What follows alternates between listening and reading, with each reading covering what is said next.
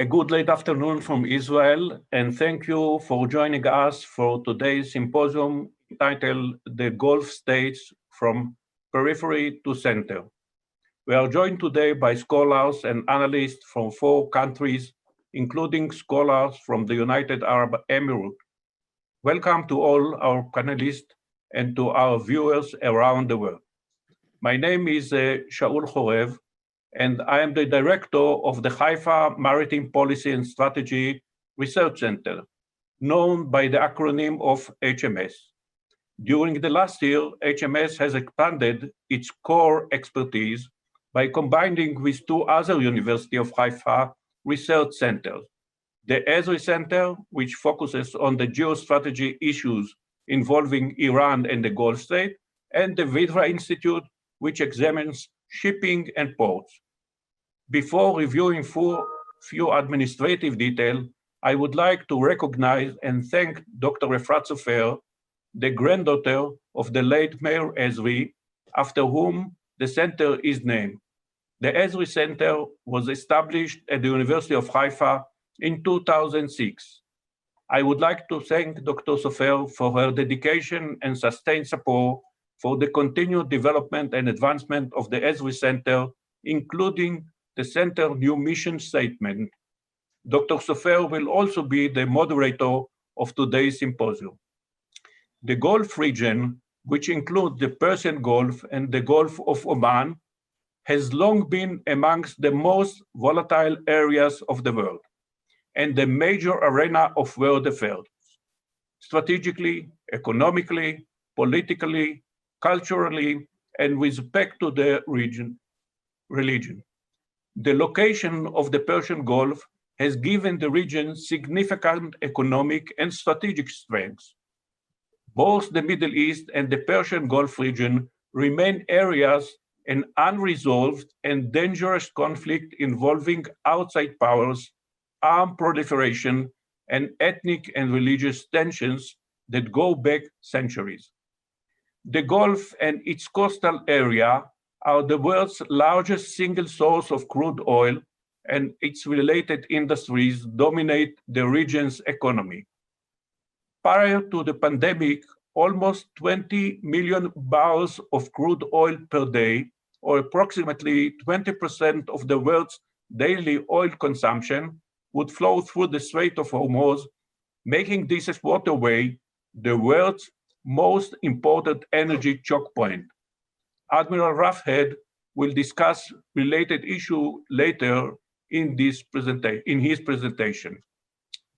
Due to their significant oil and gas resources, the regional states plays an essential role in the global economy in neutral wealth and has made the region vital from geostrategic perspective. When evaluating the geostrategic situation in the Gulf region, one cannot underestimate the role, influence, and significance of the Islamic Republic of Iran.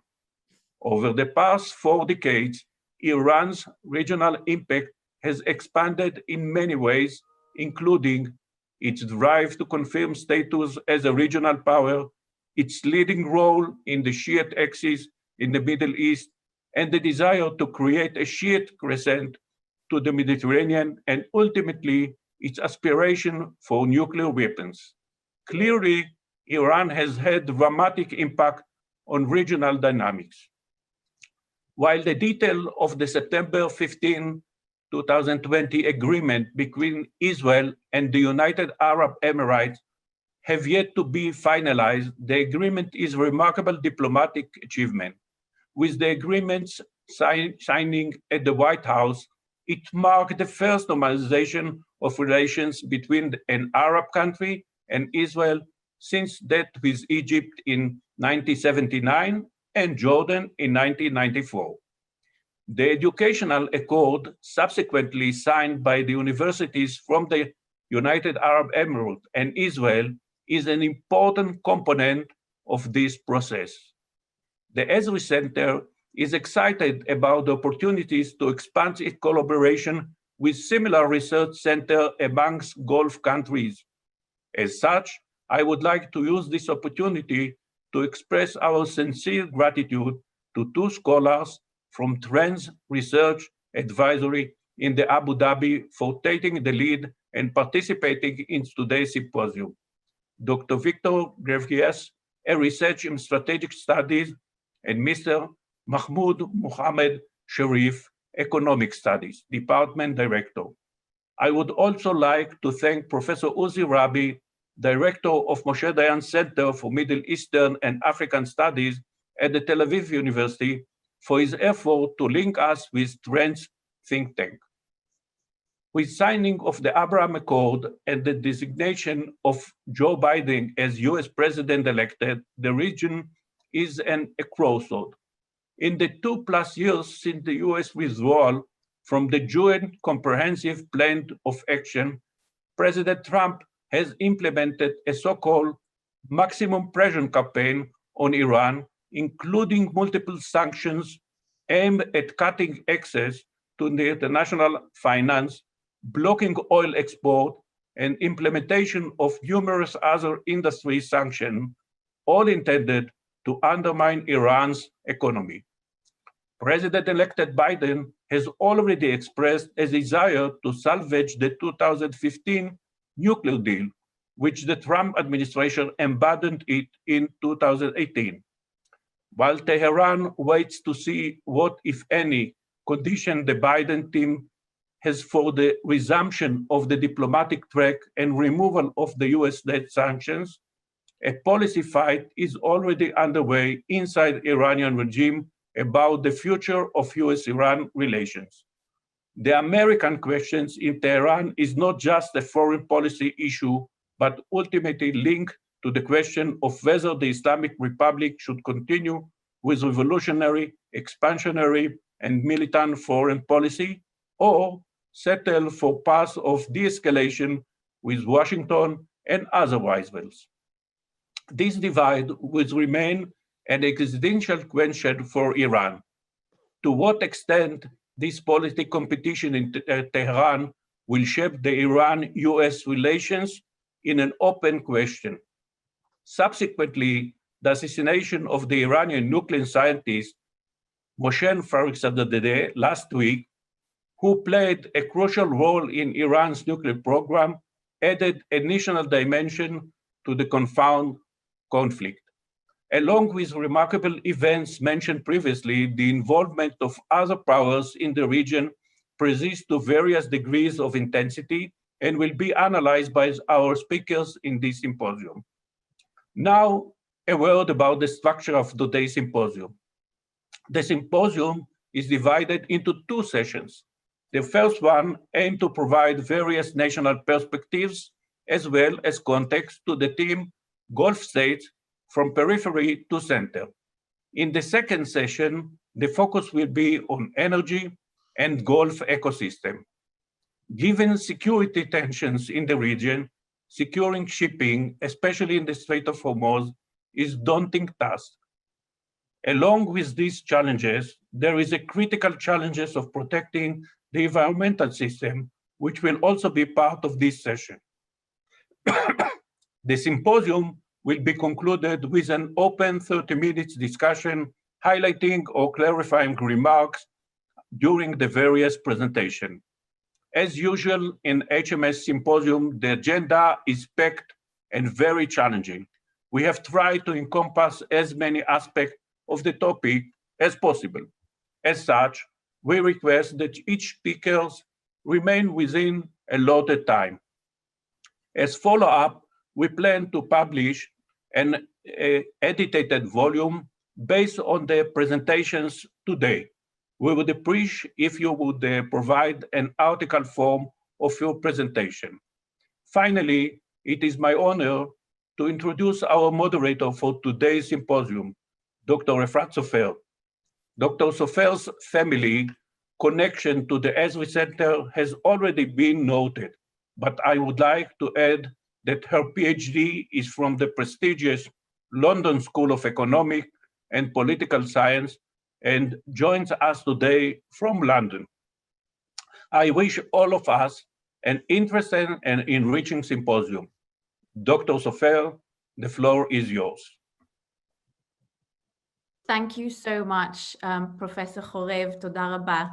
I would just like to take this opportunity to say a couple of words to thank you for taking over the directorship of the Ezri Center on behalf of the Ezri family and in my own right. I would like to thank you for all that you have done and to say what an honor and a pleasure it has been to have you at the helm of the Ezri Center. So really, thank you, Toda rabba. It is hugely appreciated. And I would like to welcome our viewers from London. We have a truly international symposium today, and we are honored to have two members joining us from Abu Dhabi. So welcome, salam. It is a pleasure to have you. And I will kick off our first session talking about the Gulf states from periphery to the center and some national perspectives. We have our own Gulf angle to the opening of the of this session in the president of Haifa University, Professor Ron Robin. Professor Ron Robin is an expert in American history with a PhD in American history from the University of California at Berkeley. Professor Robin was a faculty member of University of Haifa and then joined NYU, where among other things, he served as the vice provost and was responsible for establishing two NYU international campuses in Abu Dhabi and in Shanghai. And so he truly brings international experience to his presidency. And under his leadership, the University of Haifa very successfully focuses on interdisciplinary global research in collaboration with leading international research institutions. So I would love to welcome Professor Robin. Good evening, everyone. Thank you, Efrat, for that wonderful introduction. I'm in the somewhat awkward position of being the only person here who's not a policy expert. My field is history, and it is somewhat distant from the expertise that we have here on the screen. And I spent a lot of time thinking what to do in this presentation. And I basically made a decision to perhaps present a personal odyssey to tell you a little bit about how I became involved in the Gulf and my life there, and maybe from that to extrapolate a few messages and a few ideas.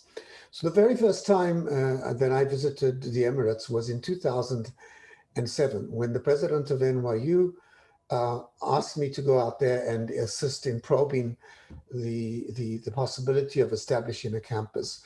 At the time, I only had one passport, an Israeli passport, and I told the president, and he said, "Don't worry, we can get you in on an Israeli passport." And for all practical purposes, I did enter the Gulf on an Israeli passport, but actually I didn't. A car came, picked me up from home, took me to the airport. Whenever I put my hand into my pocket to pull out of my passport, I was told, "No, thank you, Mr. Robin, there's no need for that." And somehow, when I got to the plane, I was the first. Nobody was allowed on before I got on. Nobody was allowed off before I got off. When I arrived in Abu Dhabi, I did not go through immigration. A very stern-looking man in a white robe stood there and told me to follow him, and doors opened like the Red Sea. And wherever I went in Abu Dhabi, whenever I put my hand into my pocket, I was told, "No, thank you, Mr. Robin, there's no need for that."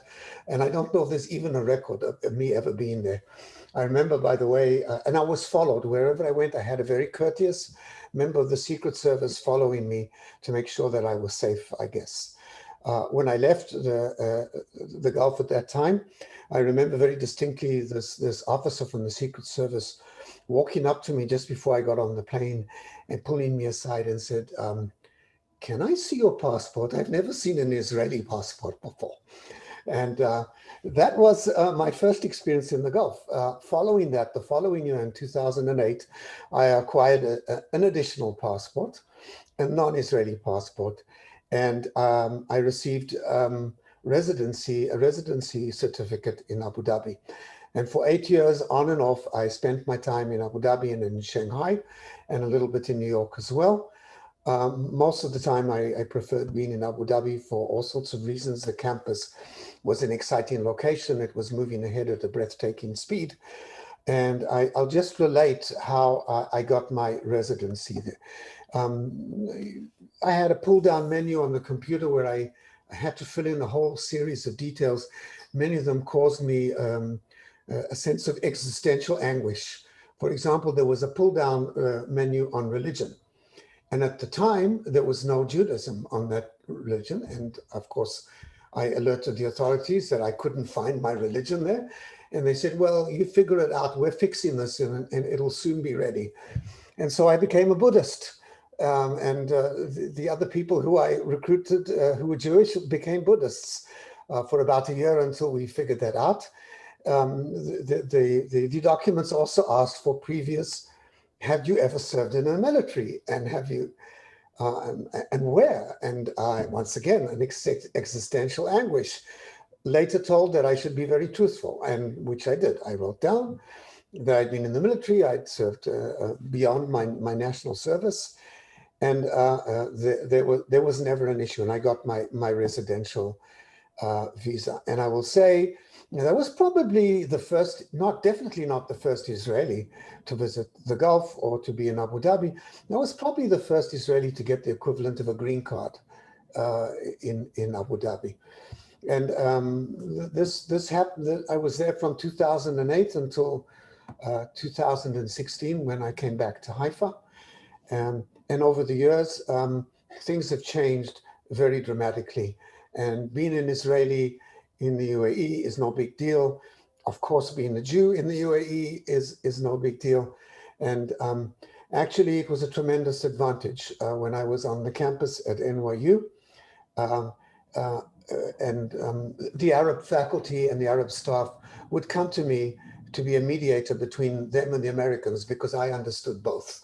I understood Arab culture and I understood, of course, American culture. And I'll relate one issue where I think was sort of like a turning point for me in Abu Dhabi. One day, the president or the vice chancellor of NYU Abu Dhabi came and gave me a file. He says, take this file, go and see the national security advisor. And I said, really? What's the problem? He said, I don't know. He called, he wants to see you. I believe it's about his daughter. She was not accepted to NYU Abu Dhabi. And so I took the file and I took a car and got into the national security offices there and was invited into his office and immediately opened the daughter's file and started explaining, and he waved me away. And he said, no, that's not why I called you. I understand why she wasn't accepted. I'm calling you because I don't understand something.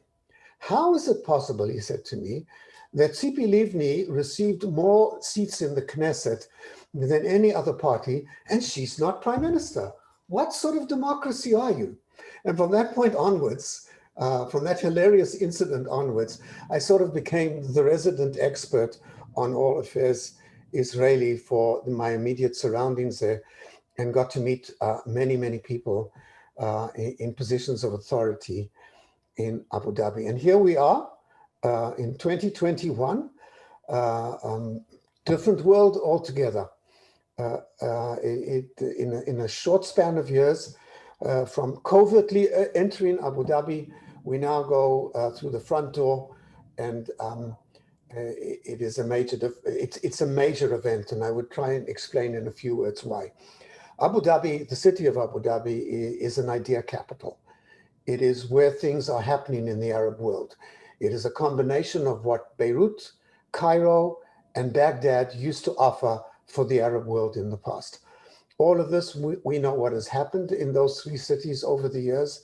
They have lost their luster, they have lost their position of power, and all those functions that used to reside, whether they're cultural functions, banking or commerce, and political authority, all that seems to have been funneled into the UAE in general and into Abu Dhabi in particular, making it possibly the most important node in the Arab world, most probably the most important node of power in the Arab world. This is where the future of the Arab world will be decided. It will be decided in Abu Dhabi, And the Abraham Accords could not have happened at a more opportune time, as far as I can see.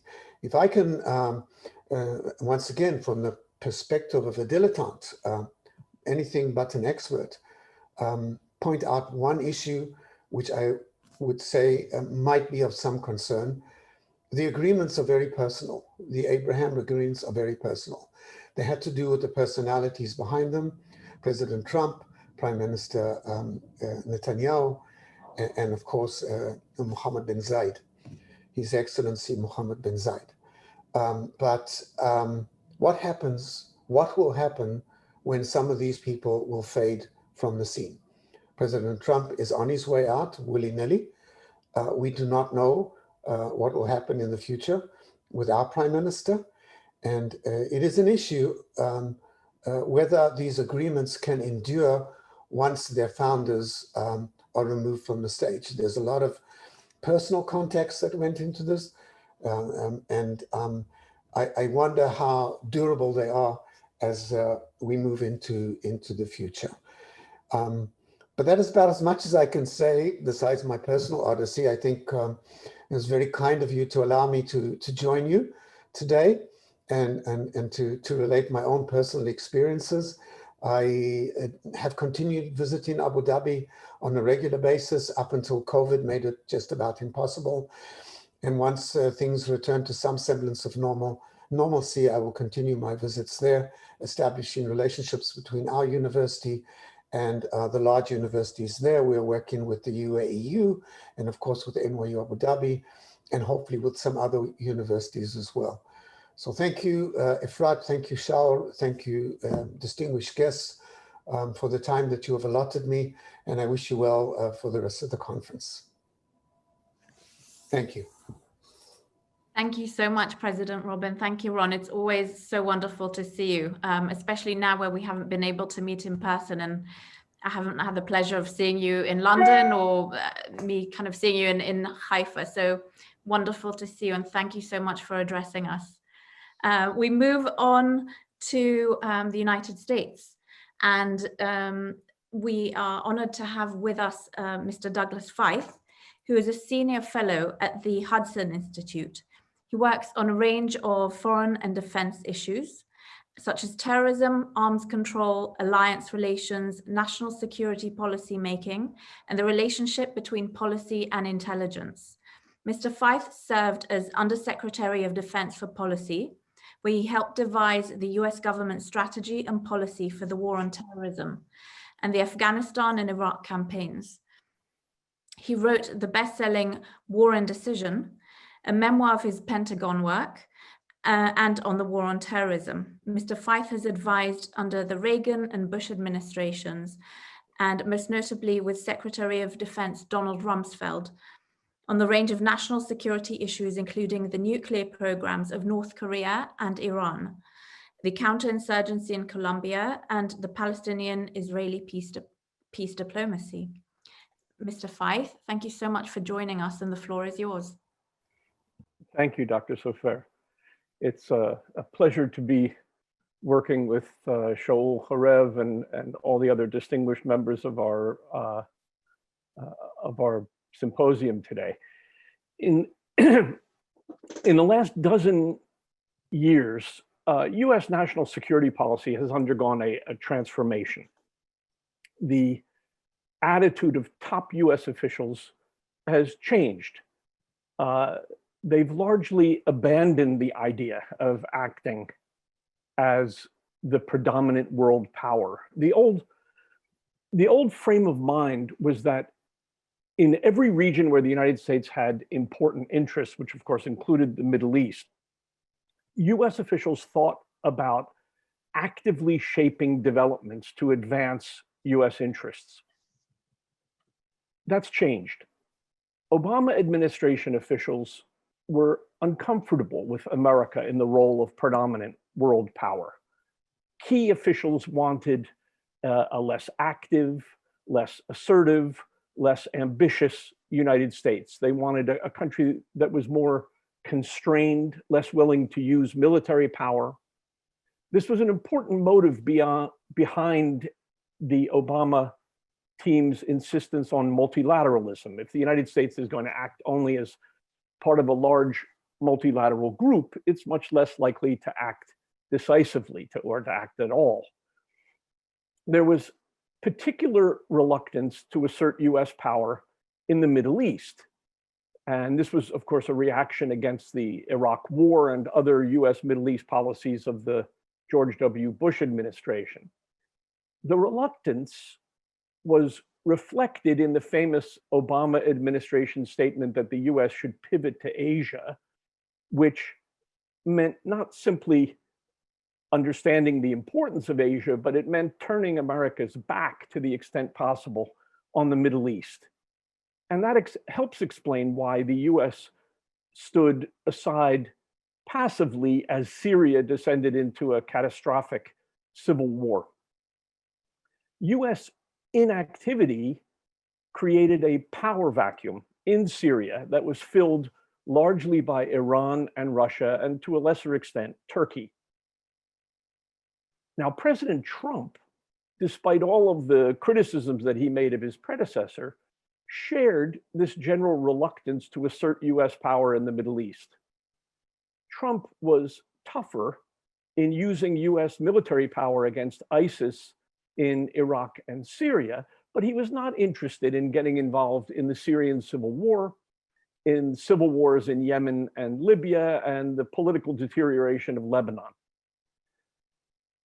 The Trump team exited the nuclear deal with Iran and was tough in squeezing Iran economically, but it didn't work to counter Iran and its Hezbollah proxies directly in Syria, Yemen, Libya, and Lebanon. Now, the incoming Biden administration can be expected to preserve this policy of reluctance to engage in Middle Eastern affairs in general. The president-elect has shown no signs of interest in reviving America's role as the predominant world power that actively tries to shape developments to serve US interests, and especially not in the Middle East. There are two areas where he has signaled an intention to act: the Iran nuclear deal and the Palestinian-Israeli peace talks. A key question is whether or not his team is going to take full account of the relevant changes that have occurred in recent years. Iran is much weaker than it was. Unilateral US economic sanctions turned out to be far more effective than even hawks thought was possible. Iranian oil exports used to be in the neighborhood of 2.5 million barrels a day. They were reduced to around 500,000 barrels a day. They're a bit higher than that, but that's a very, very severe effect from 2.5 to now 0.6 or 0.7 million barrels a day. There may be opportunities when the Biden team re-engages Iran, as they've promised to do, in diplomacy about the nuclear deal. There may be opportunities now, because of Iran's economic weakness, to correct major flaws in the nuclear deal, such as its failure to address Iranian threats other than the nuclear weapons program, such as Iran's missile program and support for Hezbollah, as Professor Horev mentioned in his remarks.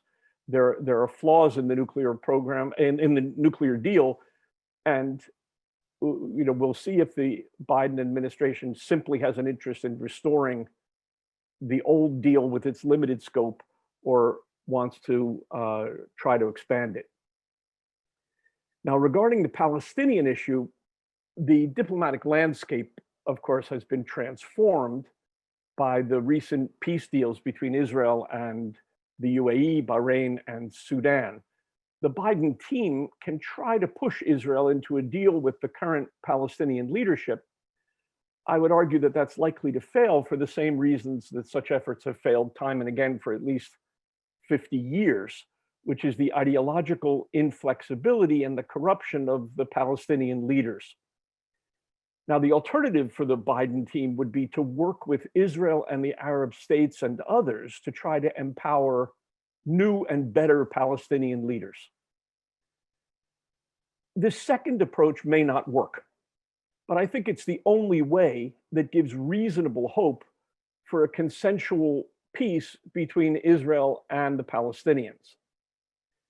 Now, one final point that about the Biden team and the hope that it will pay some attention to what's happened in recent years in shaping its strategy and not just snap back to longstanding policies or Obama administration policies. A point about Syria and the Golan Heights. The Trump administration recognized that Israel is going to retain the Golan Heights permanently. And this move is important to future diplomacy among Syria, Israel, and the United States, although the Trump administration didn't do anything to really explain this point. Someday there's going to be a new government in Syria. Someday Bashar Assad will go. And when that happens, the new government may want to reach out to the United States to improve relations. It may even want to reach out to Israel to improve relations. When that happens, the question of what happens to the Golan arises. I think that recent events have made Israelis strongly resistant to return the Golan Heights to Syria. If the Biden administration recognizes that preserving the support for Israeli permanent control of the Golan means that the Golan is off the table for any future negotiations, then what that allows them to do in the event of a new Syrian government at some point in the future, the United States can say to the Syrians, we're willing to improve relations, but you have to recognize that the loss of the Golan is one of the consequences of the Syrian civil war. It can be blamed on Assad together with other catastrophic changes in Syria. And we just have to understand that and move beyond it. Otherwise, the Golan becomes an insuperable barrier to better relations between Syria and the United States or Syria and Israel. And I think people should keep that in mind because it's a point that is important but hasn't really been discussed much. Now, in conclusion, I'd say we should expect that US Middle East policy in general under President Biden is going to be reactive. The United States is not likely to develop an active strategy to counter Iran or Turkey, let alone Russia, in Syria or Lebanon. It will not likely have active strategies for Libya or Yemen, but it may get forced to react. It may be forced by events to engage more deeply in Middle Eastern affairs than it would prefer to do. This has happened often in history. So rather than a US policy for the region derived affirmatively from strategic goals, we can expect policy by crisis. Thank you. Thank you so much, Mr. Feith. Thank you, Doug, for that very, very interesting analysis. And as you mentioned, Russia, we will be transitioning on now to Russia and to analyzing with the help of Dr. Alexander Tabachnik, who is a postdoctoral researcher with the Chaikin Chair for Geostrategy at the School of Political Science at the University of Haifa. Alexander's work focuses on explaining ethno-national mobilization and regional conflicts, Russian foreign policy, Russian involvement in the post-Soviet states, Middle East, and particularly the Persian Gulf, US-Russian relations, and his current projects focus on explaining identity formation processes and intrastate stability in the Russian Federation, regional security, Russian foreign policy towards the Middle East, and particularly the Gulf. Thank you, Alexander. Dr. Tabachnik, the floor is yours. Thank you very much, and good evening, and thank you for the invitation. I hope that you can see my presentation.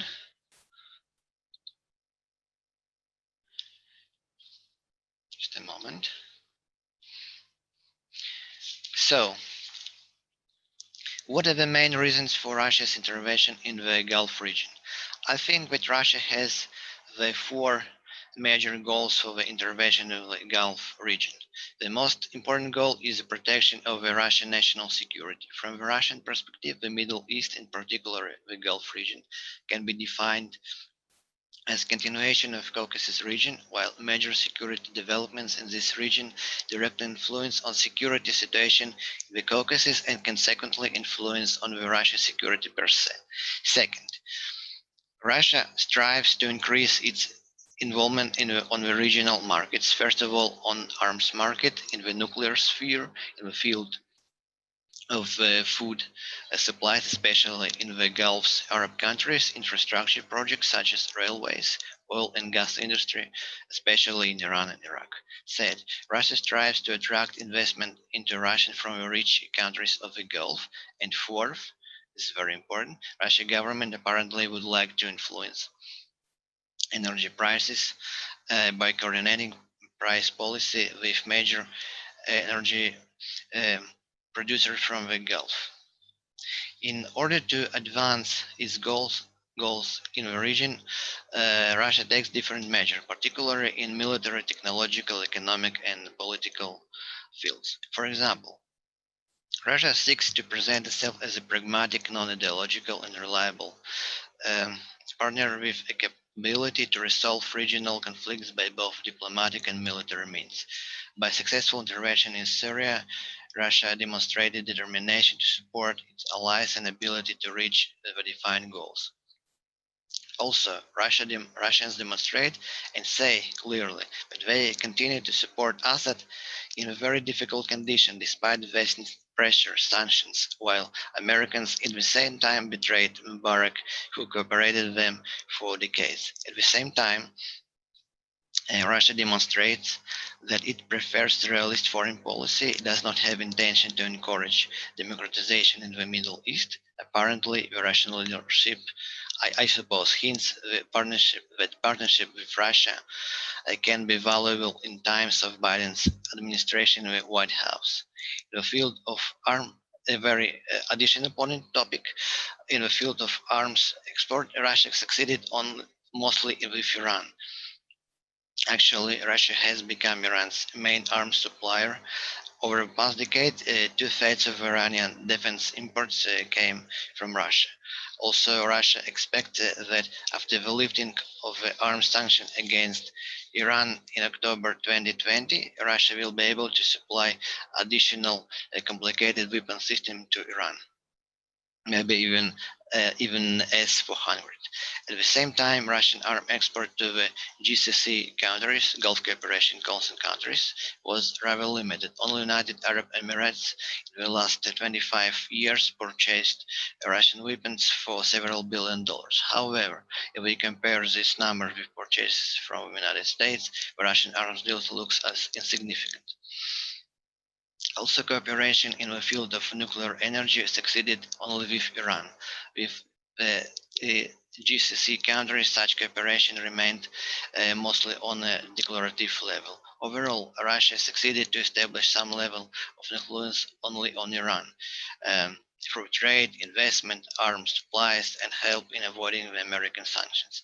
The rest countries of the region mostly remained insensitive to the Russian efforts. Now let's see this table. We can see that Russian economic relations with Gulf countries mostly insignificant, also with Iran.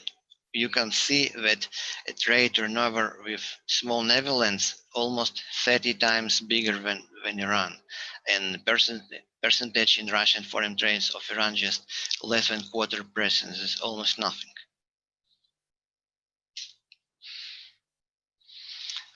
However, at the same time, Russian leadership tries to advance strategic dialogue with the Gulf Cooperation Council countries in order to fulfill its goals in the Gulf region.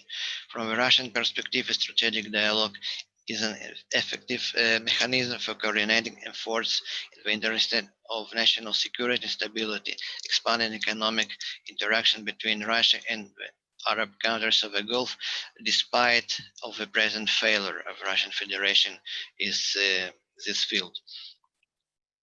According to the table, Russian economic cooperation with Gulf countries remained on very low level. And frankly speaking, Russia lacks any significant economic resources or technologies which could attract the GCC countries.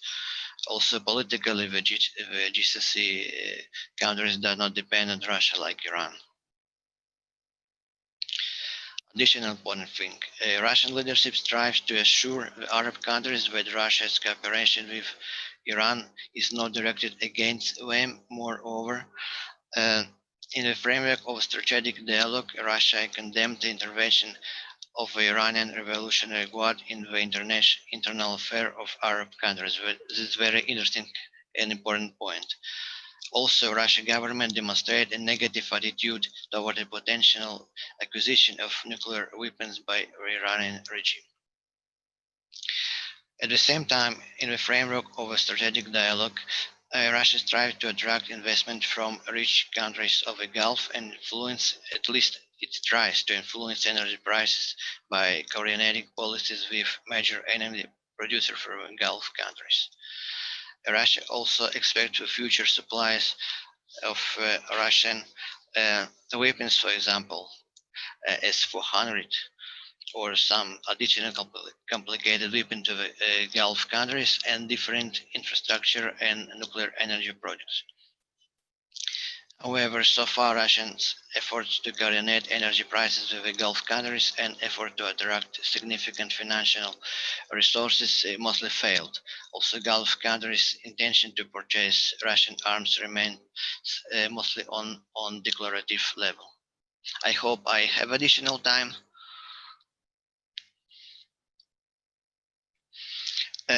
Additional interesting point, Russia and the Gulf states' vision for Syria's future coincides to some extent.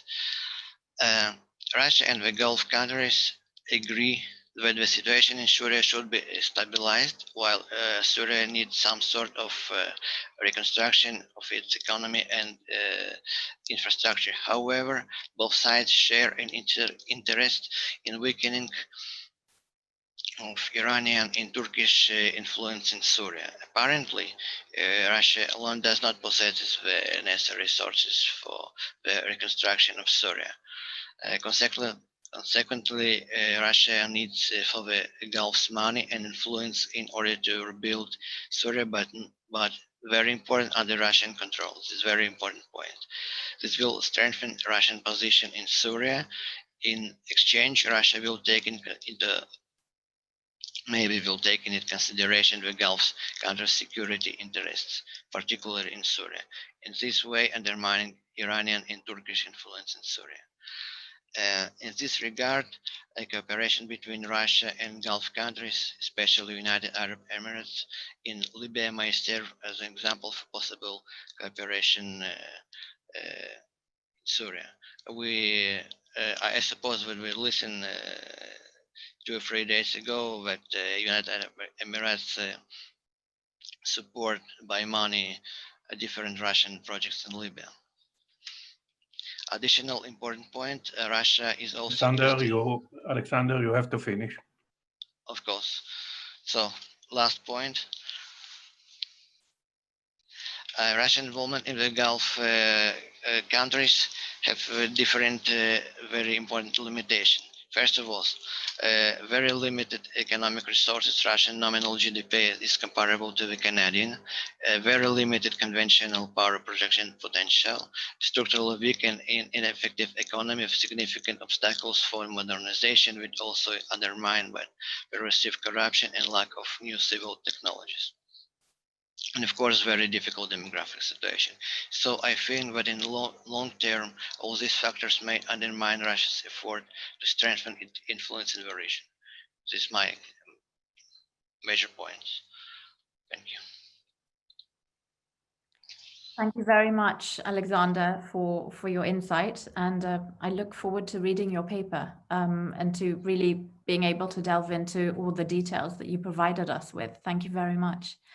We move on to China with Professor Andrew Erickson, who's a professor of strategy in the US Naval War College, China Maritime Studies Institute. Professor Erickson is currently a visiting scholar in full-time residence at Harvard University's John King Fairbanks Center for Chinese Studies.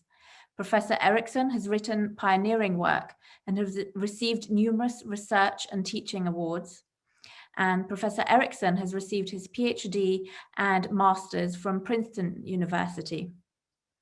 Professor Erickson has practical experience in the region as well, and has lived and performed academic work in China, Japan, and Korea. Professor Erickson, the floor is yours. Well, thank you very much, Dr. Sofer, for that kind introduction, and also to Dr. Segal and Professor Khorev and the other conference organizers for having me here. I'd like to share with you today some preliminary research that is solely my personal opinion and in no way represents any of the policies or estimates of the US government.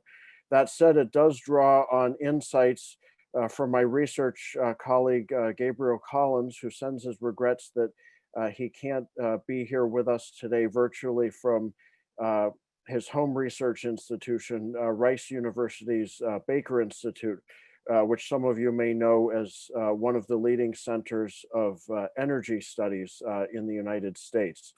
It also draws on broader research insights from my China Maritime Studies Institute colleagues, and I will highlight that briefly later on. Next slide, please.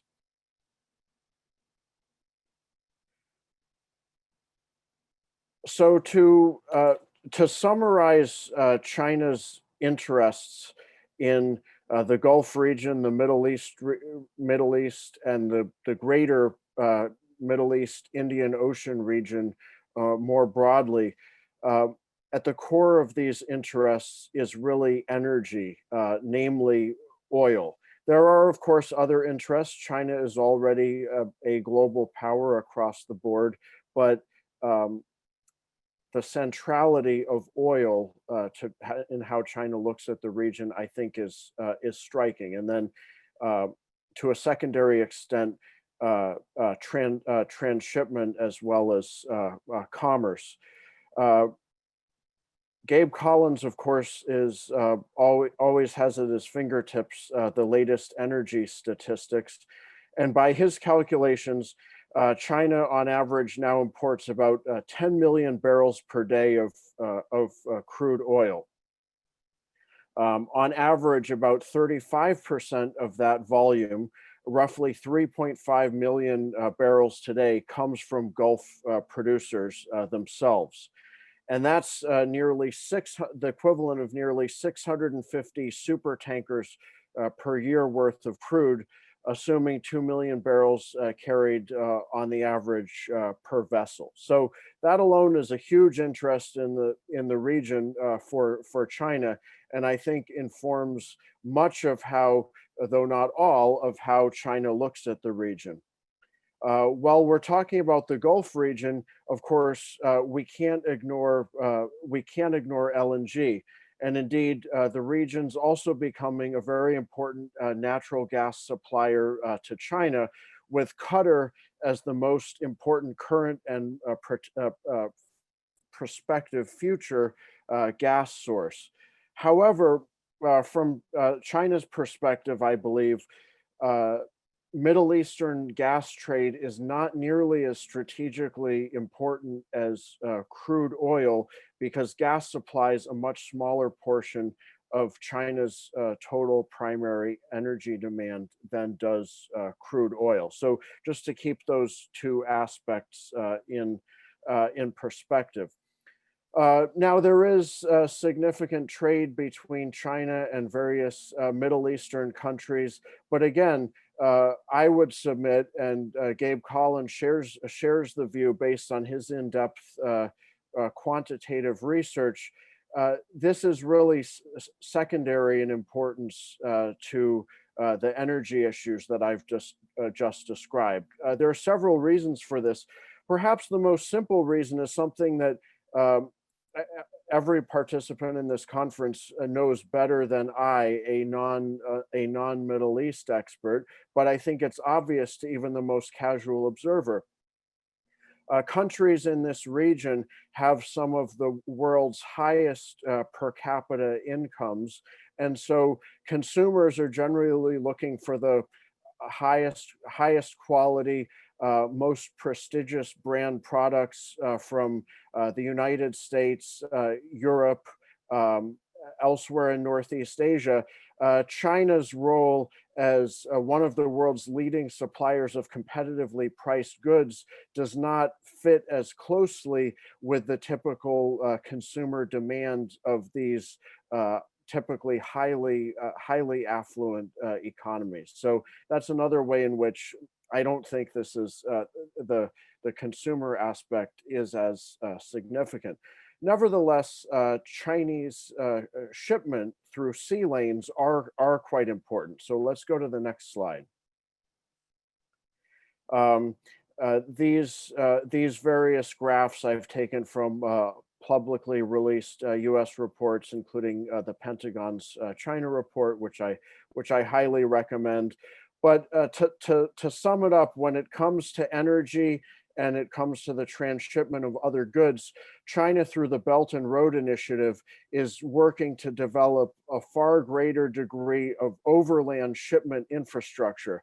But if you actually compare the volumes, if you actually compare the numbers, overland cannot come close to oversea when it comes to volume of supplies. So whether it's energy shipments or the vast majority of consumer goods, the much more flexible, versatile, and inexpensive sea route is the dominant route. And Gabe and I believe, based on our research, that will hold in the future, no matter how much China develops the Belt and Road Initiative.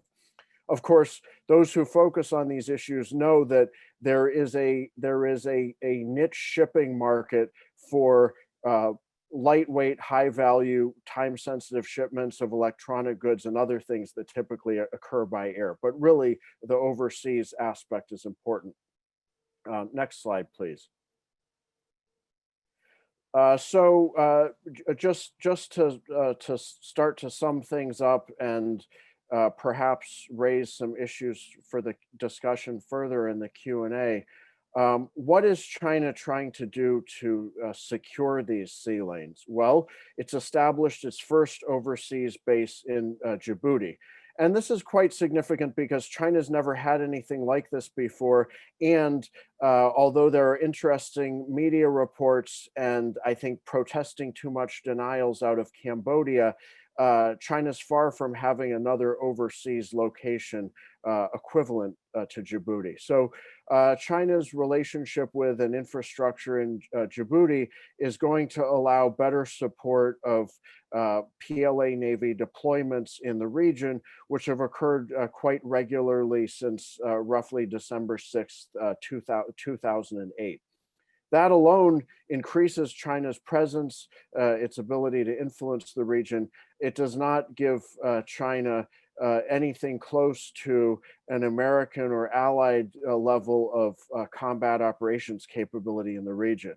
That is still very, very far from being achieved by China, which faces an extreme geographical gradient in its projection of forces far from its own homeland. I think that dynamic also must be very significantly underscored. Moreover, if you look at China's relationship with Djibouti, it's somewhat transactional in nature, like much of what China does in the greater Middle Eastern region. Djibouti, of course, is home to many other nations' military bases, to include those of the United States, France, a Japanese equivalent as well. And while I take very seriously the important points that Dr. Tabachnik made about limitations that Russia faces in the region, I would submit that in Djibouti, China is far from having the deep relationship that Russia's long had with Syria and its port of Tartus. So that is a distinction I would draw. I believe that I'm coming close to the end of the time. So if we could just click 2 slides later, please. I will just conclude by saying China does have a niche market in arms sales in the Middle East. And the most important component of this is the export of unmanned aerial vehicles, typically of the armed variety, that are good enough in quality to interest wealthy nations in the Middle East with various security challenges to address. And here China has a special advantage because it's not restricted by certain types of commitments under the Missile Technology Control Regime or the Wassenaar Arrangement.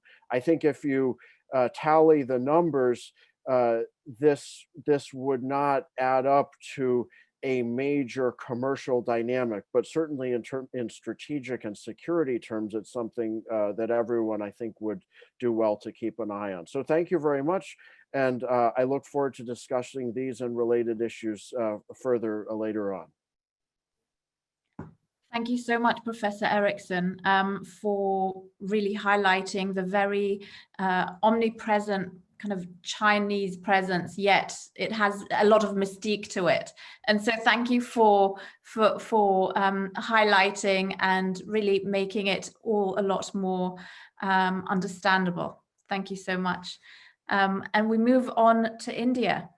We are very happy to be joined by Vice Admiral Pradeep Chauhan, who is currently the Director General of the National Maritime Foundation, New Delhi, which is India's foremost resource center for the development and advocacy of strategies for the promotion and protection of India's maritime interests. The Admiral has served for 4 decades in the executive branch of the Indian Navy. He's been the principal evaluator of the Navy's battle tactics, the head of the Naval Training Team at the Defense Services Staff College, and the principal director of Naval Operations. The Vice Admiral was Chief of Staff of the Western Naval Command and was the Commandant of the Indian Naval Academy. The Vice Admiral has also been advising the government in defense, naval, and intelligence matters. The Vice Admiral holds a bachelor's, a master's, and MPhil degrees, graduating from the National Defense Academy, the Defense Services Staff College, the Naval War College, and the National Defense College. We're in very good hands. Vice Admiral, the floor is yours.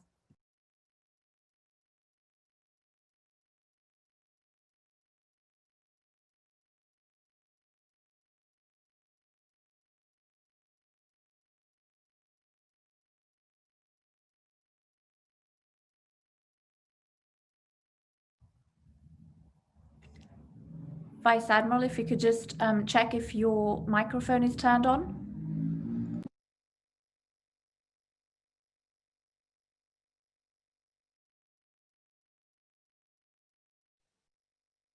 Please check your microphone. I think that it's mute.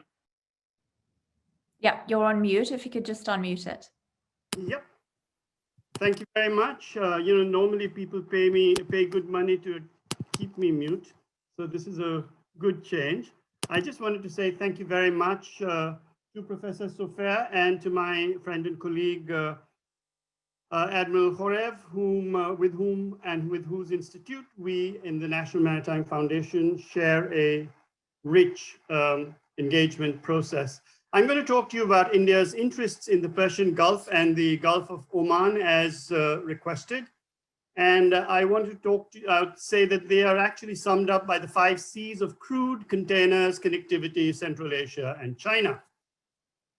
I want to talk a couple of minutes on our dependence upon oil. We just heard Professor Erickson about China, and I just wanted to emphasize that as far as India is concerned, amongst the top 10 imports of India, oil is by and far the largest. It accounts for more than 32 or 33% of our total merchandise imports. And so we are into oil in a very major way. Where does that oil come from? 65% of that oil comes from the Persian Gulf, as you can see from this particular pie chart, where you can see that Iran doesn't figure, but when the sanctions weren't in place, then Iran was jostling for first place between Saudi Arabia and Iraq. Where India is concerned in terms of actual numbers, it is true that China is currently importing 11.2 million barrels of oil per day, but India is also increasing. And the last row, which is highlighted in yellow, indicates that India is now picking up at 4.56 million barrels of oil per day. And that is quite significant. Where natural gas is concerned, once again, the story is quite similar.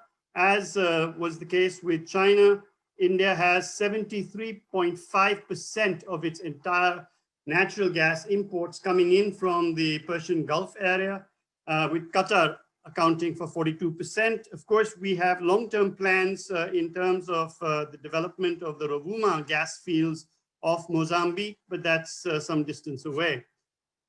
Naturally, therefore, we are deeply involved and concerned with the geopolitics of oil, and we are also very conscious of the fact that energy security is not the same as the security of energy, where energy security is simply the extent to which the available or assured energy exceeds the demand, while the security of energy is the physical and fiscal security of the actual flow of that energy. So India will worry about energy security, while the Indian Navy, I dare say, will worry about the security of energy, so energy security and the security of energy. Everybody is familiar here with the variations between the cost of producing oil and the fiscal break-even price. So if you look at standard figures, Saudi Arabia is probably able to produce oil and break even so long as oil sells at $10 a barrel. But as this more recent depiction and somewhat confusing set of graphs shows you, in the case of Iran, currently Iran, in order to have its budget balanced, needs oil to be sold at some ludicrous value. But even if you eliminate Iran from this particular discussion and talk about other countries such as Saudi Arabia itself, we still are talking about somewhere around $63 to $70 a barrel for Saudi Arabia to balance its budget. So if you look at this particular graph, it shows you that when you have the budget break-even price varying along the x-axis and the government revenue accruing from the oil sector along the y-axis, you find that countries like the Kingdom of Saudi Arabia are very badly placed because they have they lie in a high and high area. That means the budget break-even price is high, and the government revenue dependence upon oil is also very high. This means that if the oil sales globally are driven downwards, then there will be societal impacts within the Persian Gulf, and that interests us a very great deal because as everybody has already said, the West Asian area, we don't like to call it Middle East because it isn't east of us. West Asian area is indeed considerably all about oil. As India, we are very keen to examine the possibility of developments of ports ranging from Khor Fakkan to Sohar to Sultan Qaboos, Dukkam, where there is a triangular jostling going on between Japan, India, and China. Salalah, Nishtun, Mukalla, where the civil war in Yemen is consuming much energy. What about our exports? Surprisingly, we're into oil, whether we are importing it or we are exporting it. Our largest import is certainly oil, and our largest export is petroleum and petroleum products.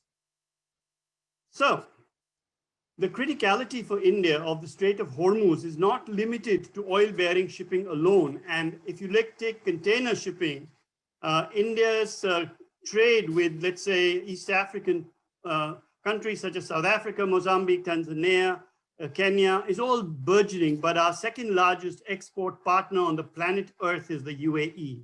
And so what happens in this area affects us in all respects, and we are therefore deeply invested in the goings-on in this whole West Asian area. So the Strait of Hormuz and the Strait of Bab el-Mandeb are the linchpins for not only Indian, but also Chinese, Japanese, and South Korean economic well-being.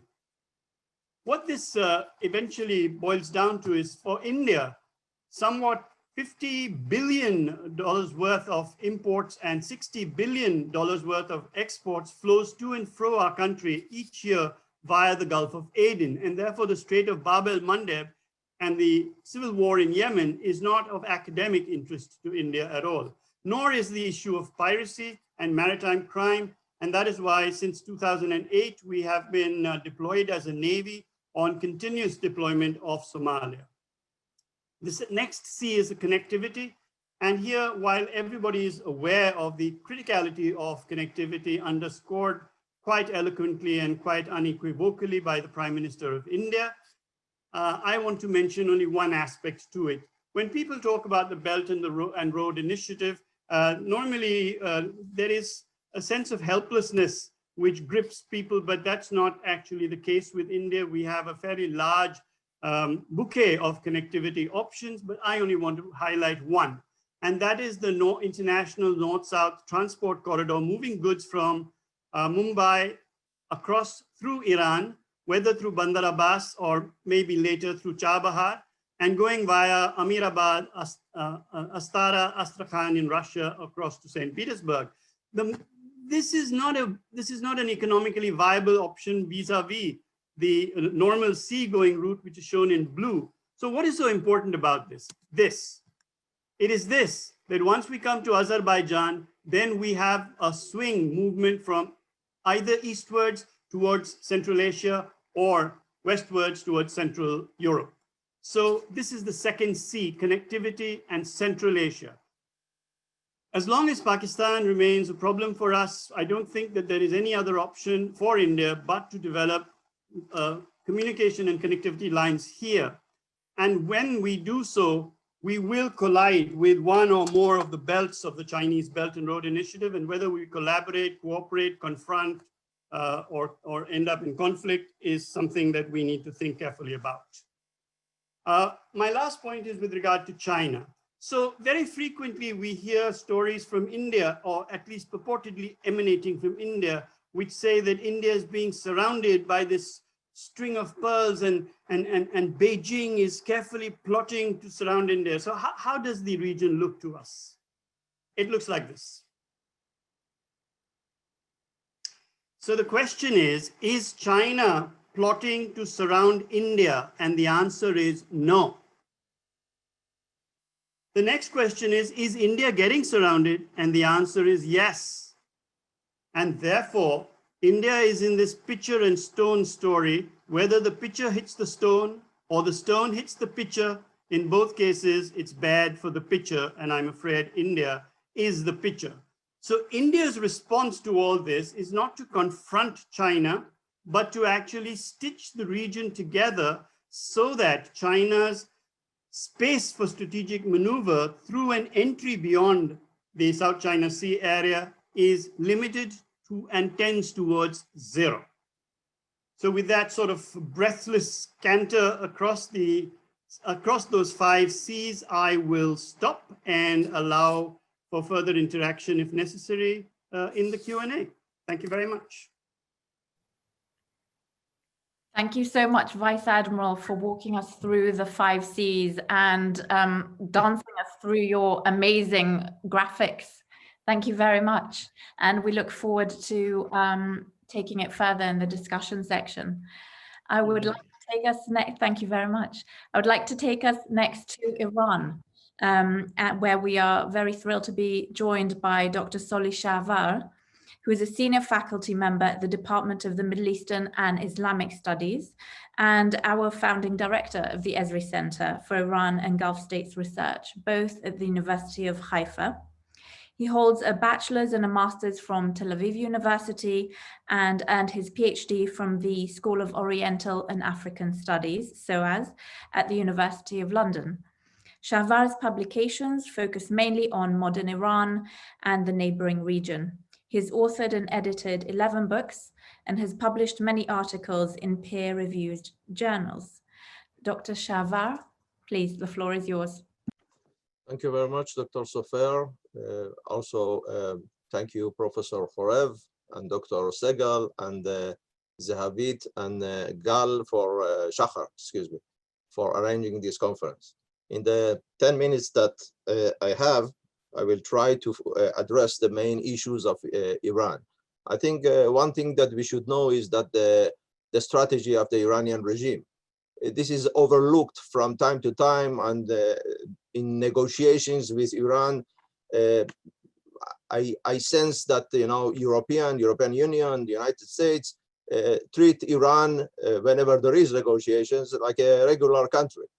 Iran has a very determined and defined strategy, which is hegemony in the region, and of course, kind of, I don't want to say a world power, but definitely important country in the map of the world. And this, of course, is part of it is derived from the Persian or Iranian culture of being empire pre-Islamic period, which the current regime in Iran, of course, wants to use that. But in terms of an Iranian empire, it wants to be an Islamic empire led by Shia Islam, which is they believe to be the true section or the true belief in Islam.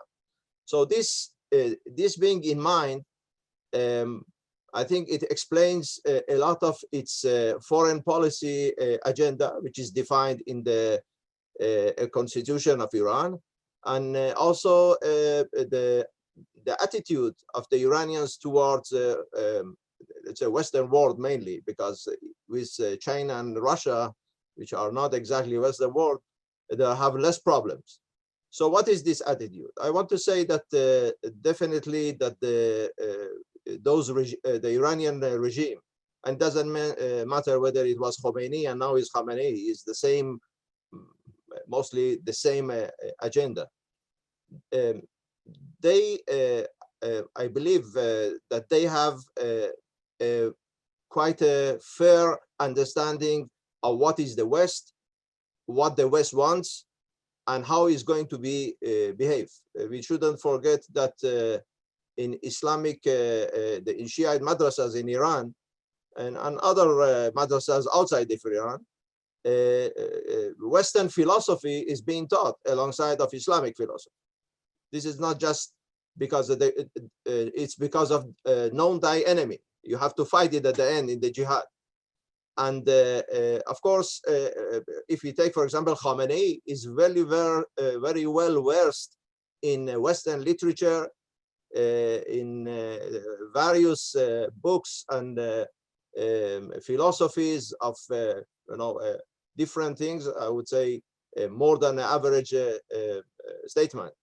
So they very well know this thing, and with this approach, they're coming to the table of negotiations, or they deal with the.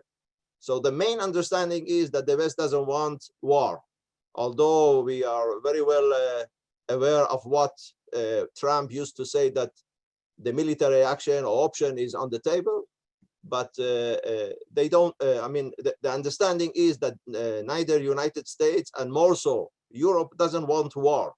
So they are using this in order to brinkmanship in all their negotiations. One of the main things, of course, is the nuclear issue. And the nuclear issue is a long-stated program of of Iran during the Shah and also during the Islamic Republic, because it's expresses the I would say the superiority of Iranian regime and of Iran over many other countries which don't have the nuclear technology, and which corresponds to this imperial issue or imperial feeling that they have. So in this respect, they want to come as equals to the negotiation table, and this is the way that they presented JCPOA in 2015. Now, the biggest dilemma that the Biden regime has, administration, sorry, not regime, they call it administration, is that, and Europe, of course, is how to ensure that the Iranians, whatever agreement would be with the Iranians would follow it up and to the letter. I don't want to, I mean, I would like to remind you that in 2015, the agreement as it was, the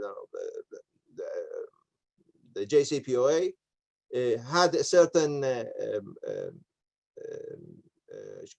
issues or articles that prevented Iran from developing the nuclear issue for military purposes, and there was under some control. But again, in 2018, the Mossad operation in Iran revealed that there was a secret agenda or a secret program that this recent guy who was assassinated, Mohsen Fakhrizadeh, was heading it. So it means that the JCPOA, to renew JCPOA in any other terms, it has to have a very, very good understanding and control of these programs in Iran. Otherwise, it could develop into a new program, another secret program. And if Biden, as he recently said, that he is going to come back to JCPOA, of course, he was one of the architects of it, and also actually the two nominated for foreign ministry and the national security advisor, they are two of the most central people who were behind JCPOA. So it means that the Iranians are counting on some sort of new agreement with some kind of maybe changes to continue their agenda, which we haven't seen any change in Iranian foreign policy, I mean, generally speaking, in the almost 42 years of existence of this regime. So there has to be some teeth, very strong teeth, to any new pact or agreement with the Iranians. Now, if we talked about controlling and empowering or hegemony aspirations of Iran, since 2007, they have been investing very much in what Professor Khorev is very interested in, the maritime issue. And they have been growing, and we can say that they not control, or they don't have only some kind of control over the Persian Gulf and the Gulf of Oman, but they are entering the Indian Ocean, they are into the Horn of Africa, they are on the Bab el-Mandab, and through the Shiite Crescent, as they call it, Iraq and Syria, they are in the Eastern Mediterranean. So their power is much more, visible than in the past.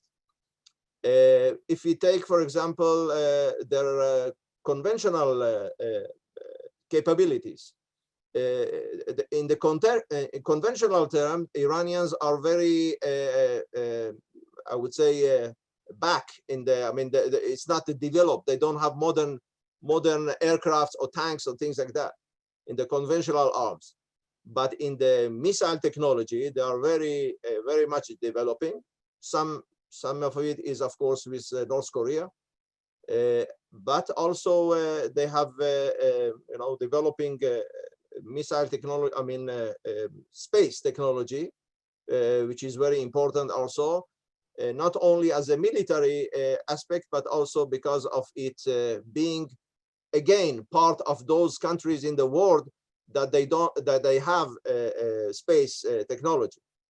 So all these things together, it brings image that Iran is not going to compromise, and if it is going to compromise, it will be on the basis of a religious aspect of its own belief, which is taqiyya, which means disclosing the true intentions. Yes, this is something to do with the Shiite. So all these things brings us to think that, for me at least, to think that the Iranians are not going to change on the long run their policies. They are seeking a new agreement with the Biden administration, and they would, of course, say and promise whatever it is possible in order to sign this agreement, but they won't back it up on the long run. For example, if you are talking again with the recent happening, is that they already threatened Biden. I mean, they didn't threaten Biden, but they said that if the sanctions are already removed by February 2021, then they are going to enrich, continue to enrich. And there has been already a proposal in the to the Iranian President Rouhani to enrich the plutonium to 20% level, which is the barrier that actually the IAEA set as the barrier above which it is definitely for military purpose. So it means, and the same IAEA in its last report actually said that Iran has shrinkened the time of deciding from the decision to the developing the nuclear weapon from 1 year to 3 to 4 months, very close to this final issue. Now I go back just to the conventional issue, because in conventional issue or field, Iran is very weak. Then because of that, they developed their asymmetric warfare, and in this asymmetric warfare, I would say they are one of the superpowers. They have developed a lot of network of connection within the Gulf. I mean, within the Arab countries of the Gulf, within the Middle East, in Europe.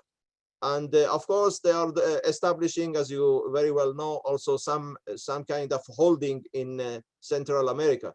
So all this together means that the Iranians are not going to back up. They have a very resolute mind, and they are working. They just have to, from time to time, to bypass this or the other obstacle on the way, and they are ready to do that. Regarding the Abraham Accords, if I may, another 2 minutes. Abraham Accords are, of course, something like a harmful thing for the Iranian intentions within this area. Israel is not only signing with a number of countries in the Persian Gulf, it's also developing its energy sources, which I think Eli will probably refer to, in the Eastern Mediterranean, already joining with Egypt and Greece and Cyprus. So there is a development also there. Israel is not only anymore a solitary, encircled country, alone, but it develops. So it is very much harmful to Iranian project strategy. And I would say, just last thing, Mohsen Fakhrizadeh is not a nuclear scientist, although Iran is representing him as such. He was the manager of the project. I checked, there is no one single publication that he has. So how come one such person, and not only in Persian, not in English, in any language? And I checked it with other people. He was the manager of the project. He was not the scientist. This means that his removal, it could be mostly moral effect on the Iranians. And I can only remind you that when Qasem Soleimani was assassinated in Iraq, Khamenei called the prime minister of Iraq and said, how he was your guest, how didn't you protect him? So now everybody says, like, how, if you said that, so how did you protect your main person in the nuclear issue inside Tehran, near one of the main sites of the nuclear thing and strategic area. So all this together, on the one side, weakens Iran in the area.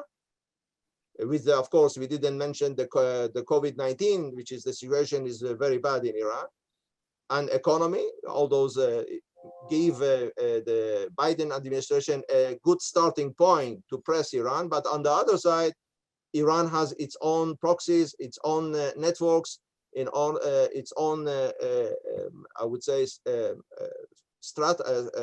apparatus in order to continue its agenda very resolutely with the help of China and Russia, with the backing of it, or in any Ali, other you way. have to sum up. Thank you. I finished. Thank you. Thank you very much. Thank you very much, Dr. Shavar. Thank you, Soli, for taking us through the most up-to-date analysis on Iran, which we all appreciate. And now it's very, very momentous for us to be able to have join us an academic from the Gulf. We are honored to be joined by Dr. Victor Gervais, who is a researcher at Trends Research and Advisory in Abu Dhabi. Prior to joining Trends, Dr. Gervais worked as a research and academic faculty at the Emirates Diplomatic Academy, Abu Dhabi, where he led the MENA Peace and Security Program. He has also worked as assistant professor at the Institute of International and Civil Security at Khalifa University, and as a researcher for the Kuwait program at Sciences Po Paris, and as a special advisor to the senior vice president of the Middle Eastern section at the Airbus Group. Dr. Gervais received his PhD from Sciences Po, and his research interests lie in the field of international security, with a particular focus on the changing character of war and conflict, post-conflict stabilization and reconstruction, as well as on risks, threats, and opportunities posed by emerging and disruptive technologies. Dr. Gervais, welcome, and please, the floor is yours.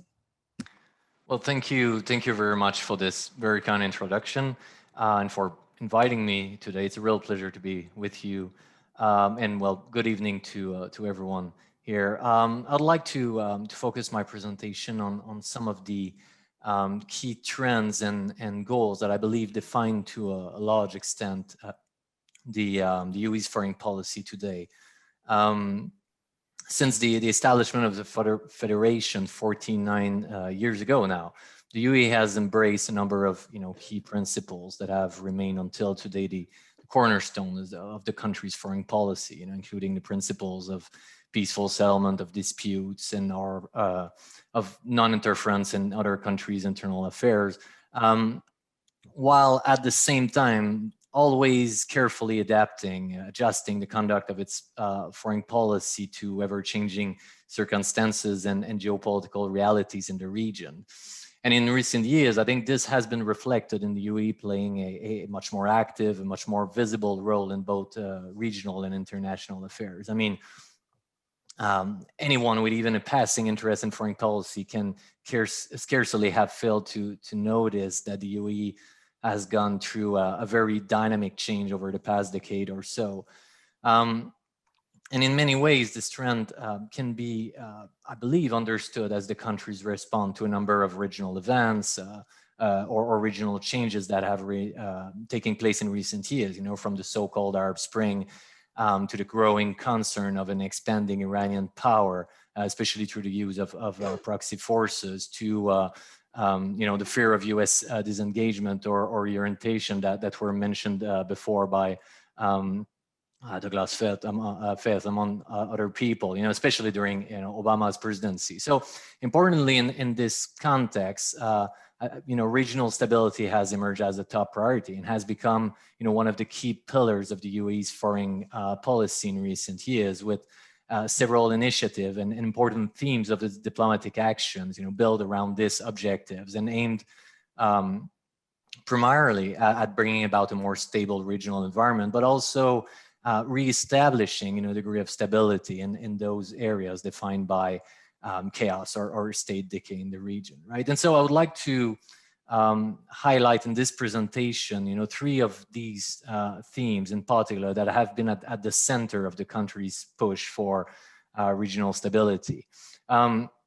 The first one has been, of course, the fight against terrorism and broader efforts to fight extremism in all its forms.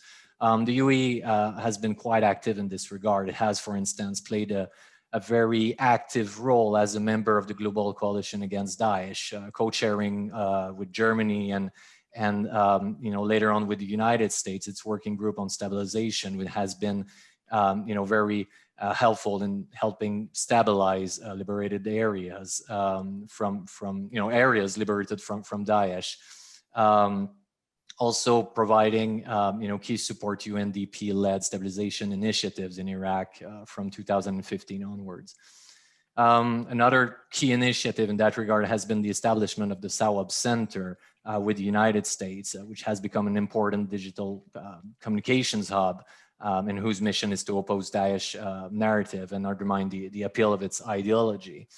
And more globally, more broadly, in recent years, the country has also been very keen on promoting positive alternatives to extremist ideologies, right? In particular, through the promotion of the idea of tolerance in general, but of religious tolerance, I will say in particular, right? The UAE has shown, I believe, a clear desire to lead by example with the establishment of the Ministry of Tolerance here in the UAE, the construction of a Abrahamic house, in Abu Dhabi, which, where there will be side by side a church, a mosque, and a synagogue. The Pope Francis visit in 2019, which I believe are all testimony of the UAE's eagerness to promote diversity, tolerance, but also a moderate conception of Islam as important tools to fight extremism. And finally, I think an important component to these efforts to fight extremism has involved taking a very firm stance against groups whose ideology oftentimes have inspired terrorist organizations, including, of course, the Muslim Brotherhoods and those who regionally support them. Right? So that's the first theme. The second one, another key theme or ingredient, I will say, for regional stability has been the efforts to help build a new Middle East regional order. Regional order that will be established around 3 core principles or elements, right? The first one, being the need to ensure respect for national sovereignty and an end to interference in the domestic affairs of the countries in the region. And this has led, of course, to repeated calls to countries in the region, including Iran, but also Turkey over the past few years, to stop meddling or threatening to interfere in other countries' internal affairs. The second principle will be or element, I will say, is the development of a strong regional multilateral institutions or mechanisms that could help support the peaceful resolution of disputes between states, but also will encourage countries to resolve any internal conflicts through political dialogue. And the third, very importantly, is the necessity, or what is seen, I believe, by the UAE as the necessity to build a core of strong and moderate Arab countries that will be inclusive country, well-governed country, and importantly, countries that will deliver for their people.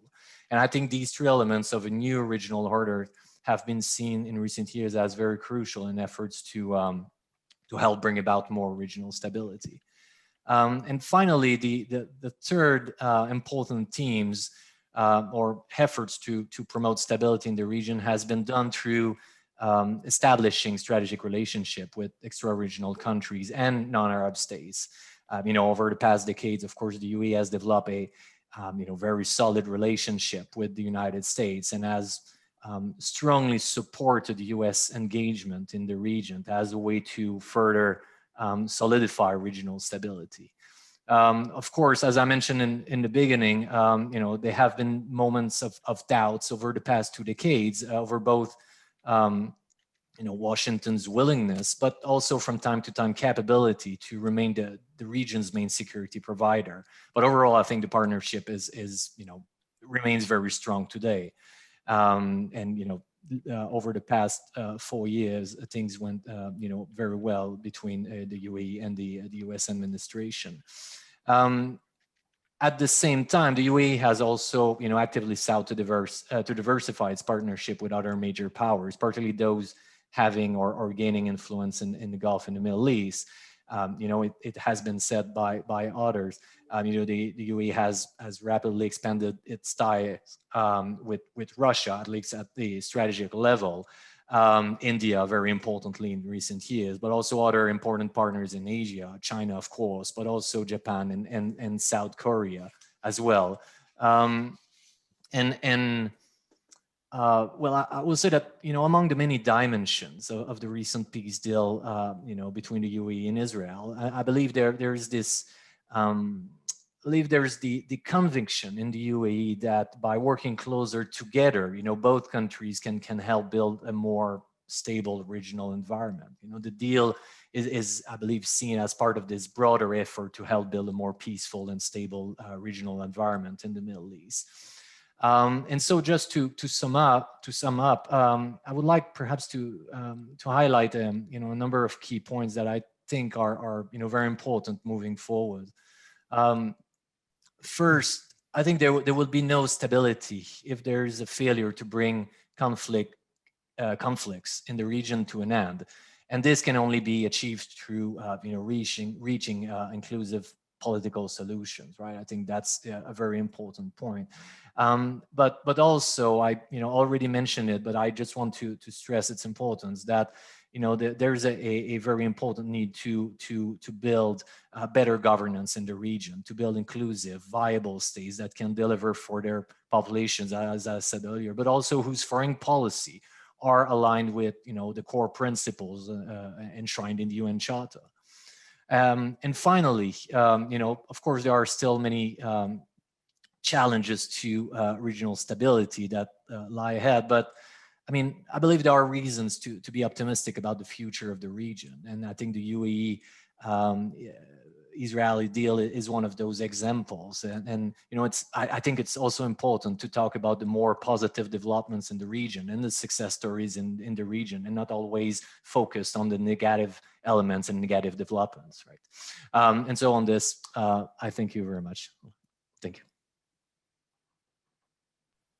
Thank you so much, Dr. Gervais, and thank you for sharing your thoughts and really for highlighting how the UAE has, through the Abraham Accords, transformed the paradigm and the whole terrain of foreign policy making within the region. And it's something that I've had the privilege to see in my own work, that the UAE not only talks the talks, but walks the walk, in that, in battling extremism, in working towards tolerance and stability in the region. So this is something that we're all really looking forward to progressing. And I would like to wish our Emirati guests a belated Happy National Day, which I was delighted to see being celebrated in Israel, I think, to a similar extent as was celebrated in the Emirates. So it's been a pleasure to see that. And long may it continue. This brings to a close at the first section of our symposium, and we will shift gears for a moment to the energy and the environment in the region, in the Gulf and in Iran. This is a part of the Ezri Center's interdisciplinary focus, and we are delighted to have another guest from the Gulf joining us to kick off our discussion. We are honored to be joined by Mahmoud Mohammed Sharif, the Director of Economic Studies at Trends Research and Advisory in Abu Dhabi. Mahmoud Mohammad Sharif has spent over 20 years conducting research in public policy, strategy, and development across corporate and government sectors. He graduated from the Frederick S. Pardee School of Global Studies at Boston University in the US with a degree in international relations. He also obtained a degree in economics from the School of Economics at Boston University. Mahmoud obtained his MBA in Strategic Planning and Analysis from Strathclyde Business School, following which he joined the Ministry of Foreign Trade as a Director of Foreign Trade Policies. And our guest has very wide-ranging experience in government and the private sector as well. And the floor is yours. Welcome. Hi, everybody. I would like to thank Professor Cho and Dr. Sofer and Mr. Figal and the Razi Center for Iran and Gulf Studies and Research for allowing me to speak in this wonderful symposium. Just to start, and I would like just to make a link of what I'm saying with the theme of the presentation. UAE as a general has a dual national strategy, like each nation, each country has a national strategy. And the very cornerstone of it is security, dual security and development. And we have a balanced approach to it. So each one has to reinforce the others. And this is very important to understand the strategic orientation of the United Arab Emirates. Of course, that has been said, sustainable development and the concept of sustainable is at the very core of it, whether it was security or whether it was development. You cannot have a true development, a long-ranging development without embedding the concept of sustainability. So I will be speaking about sustainable development, UAE record, and the economic opportunity. The fundamentals. One of the most important issues here is the definition of sustainability. So sustainable development is a development that meets the needs of the present without compromising the ability of future generations to meet their own needs. And it has three pillars: economic growth, social inclusion, and environmental protection. Of course, as a director of economic studies, I will be focusing on the economic approach. Now, the economic approach, there is a rationale for it. So there's the idea of the limitation of the limits to growth theory. Economists have argued that a limitless economic growth might break ecological limits. They were skeptical of the limit to growth and responded by analyzing optimal growth model in the presence of essential non-renewable natural resources. Of course, there is the issue of the centrality, well-being, or utility concept in sustainable development, which is at the very heart of economics, and it is satisfied by consumption. The economics naturally examine the feasibility of non-declining consumption or utility through time. This is now generally how economic conceptualize sustainable development. From this economic perspective, sustainable development is feasible if the economy at least maintains a comprehensive way. Of course, we have Frederick Hayek, the famous economist. Hayek explained the influential dimension of income that in a sense have sustainability built in. Hayek's economic is that which can be consumed while keeping real wealth intact. So the real wealth should be intact. At the national level, maintaining comprehensive wealth entails the maintenance of resource base. The resource base consists of broad array of valuable assets, including of not just produced capital, but technology, human capital, social institutions, institutional capital, and national capital. Of course, we have then the contribution of artwork and their solo model. They had a fundamental contribution to achieve sustainable development. Artwork law requires that enough of the rent earned from non-renewables are be reinvested into reproducible capital to keep the total aggregate capital stock at least constant. Of course, we have the wonderful contribution of Weizmann in 1976 showed that under certain conditions, accurately measuring national product is the stationary equivalent of future consumption. All of this has somehow created the base to the emergence of the concept of economic sustainable development. Now, we just moved that to the issues of sustainable development and what the national government has done and what has the UAE has done. So the national agenda and sustainable development is well appreciated by more. It's well embedded in the national agenda of government.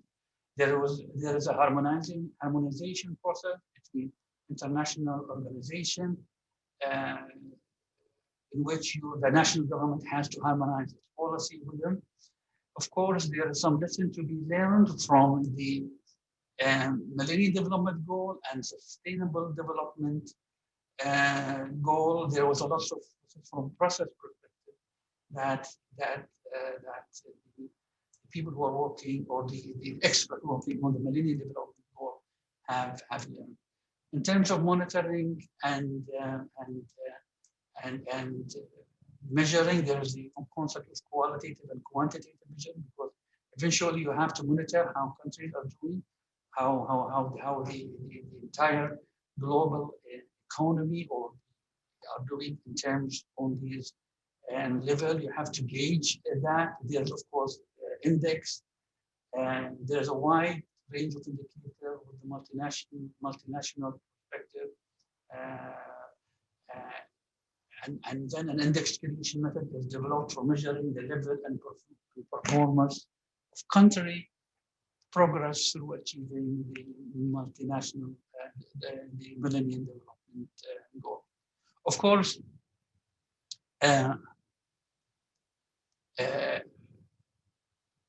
so there's the issue of record of developing economies. Only 7 countries at the developed economies level, Germany, Australia, France, Sweden, Switzerland, Luxembourg, and Norway, have a very high development level. And the record of emerging economy, of course, is very good. And these are just a snapshot of the top 5 countries, or the what you call it, global achievement.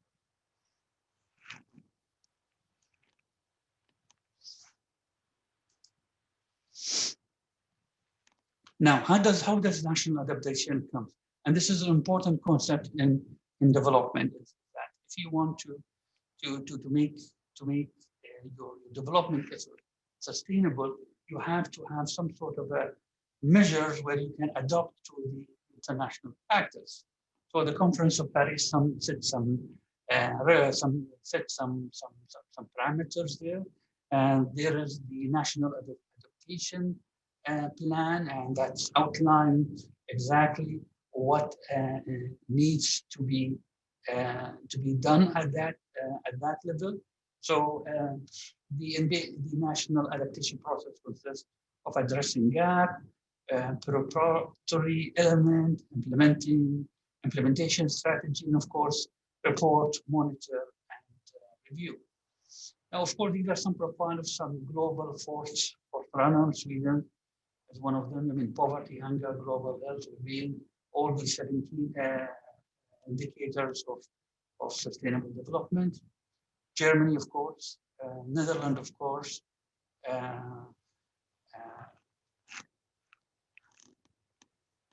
Now, let's speak about the Sustainable Development Initiative in UAE and what we have done. Actually, the very concept of national development, sustainable development is well embedded in our strategy. So, at the very beginning, even before that, the national the Sustainable Development Initiative was launched, we have managed somehow culturally to embed that in our strategy. What we have to do is to do some sort of a streamlining strategy between our national strategy or our national development plan and the Sustainable Development Plan. So of course, we have established our UAE strategy in 2008 and till 2008, 2010, the UAE strategy 2011 till 2013. Of course, we have the National Strategy for Innovation, and that is for UAE to become one of the most innovative nations globally by year 2021. There are 7 innovation sectors, 4 strategic tracks, and of course, UAE Centennial to 2071, which makes you and aims to make UAE the best country globally in 2071, and it has actually 4 pillars, and this is important because it's coincide with our national day. And today, and this year is the year for preparation for the Centennial project, the 15th project.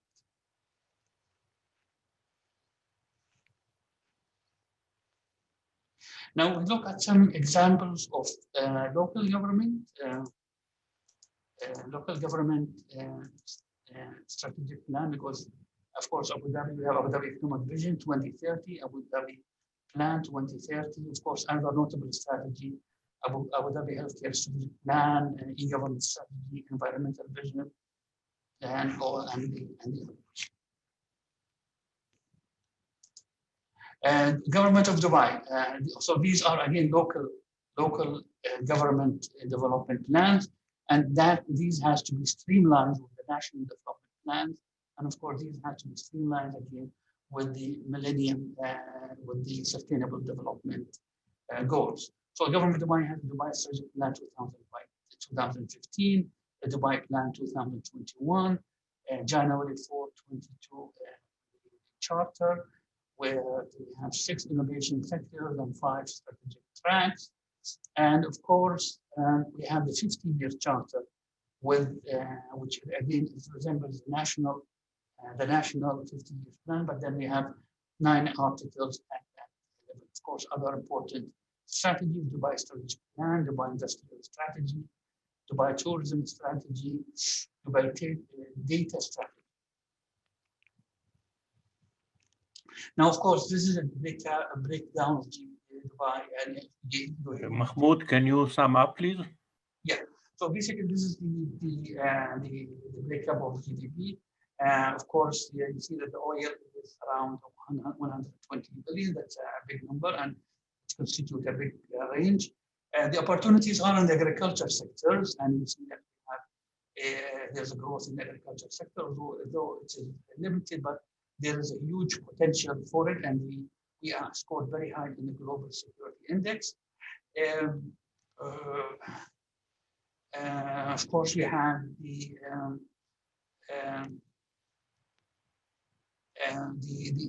strategic plan in the strategic. Okay, the health sector would contribute around 15 billion to the GDP. That's 2015. We have Abu Dhabi Healthcare Strategic Plans. So now, what are the opportunities? There's cloud technology, telemedicine, wearables, artificial intelligence. Again, the energy sector contribution is 30% or 26%. And the sector growth just shows how the sector is growing, the energy sector. Energy. So we have the National Strategy for Energy Security, or energy strategy. And there is the objective. We are the seventh. We are the 7th largest reserve, and the opportunities are in solar, PV, wind power, and waste to energy. Of course, renewable. We have a renewable strategy, energy strategy. Space, the size of it's around 22 billion, and this is basically the outline of the national space policy that we already have.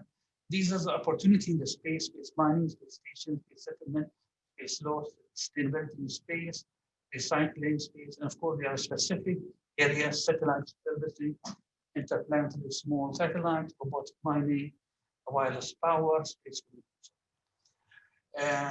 Fintech, of course, fintech, we're funding 70% of all fintech industry in the region. And we show that there is a DFC fintech hive, there's opportunity there. And the connection with fintech startups with leading financial institutions is another area where we can focus our investment. Thank you very much. I hope this was. Much. Thank you for the very, very detailed and exhaustive walk through the economic aspects of what the UAE is doing. It truly is dynamic and all-inclusive. And thank you so much for your very, very thorough description. And we look forward to taking it up further in the discussion section. Thank you very much. Thank you very much. Thank you. We will move on and shift gears slightly to hydrocarbon resources and contribution to the local economy. We are very thrilled to have with us Dr. Eli Retik from the Israel Institute Teaching Fellow at Washington University in St. Louis. His research focuses on energy policy, security in Israel and in the international system, on conflicts and cooperation over energy resources in the Middle East, and on the resource curse phenomenon. Eli has also taught at New York University, Tel Aviv, and was a visiting scholar at the Institute for Security and Conflict Studies in George Washington University. Retik earned his PhD in political science at the University of Haifa. Thank you so much for joining us. The floor is yours. Thank you so much, Ifat. And I have to open up by saying what an honor it is to talk after two scholars, such distinguished scholars from the Emirates in a conference conducted in the state of Israel. It's truly warming the heart. And I thank you, and I hope it only increases in the future. And I thank Professor Khorev and Dr. Segal and Dr. Shahvar for organizing this event and making this happen. So I had to say that, open with that. So I'll talk about, I'm going to talk about the future of Gulf energy. And a lot of speakers actually talked already about energy. So that saved me a lot of effort of giving a lot of background. Because we really can't talk about the Gulf without talking about oil. As the previous Dr. Shahvar and other speakers talked, the Gulf states, the Emirates, are very dependent on oil revenue and on the price of oil. And as we know, oil prices are at an all-time low in the past few years, definitely since COVID-19 hit and took down a demand for oil, which creates a lot of economic problems for that region and for its countries.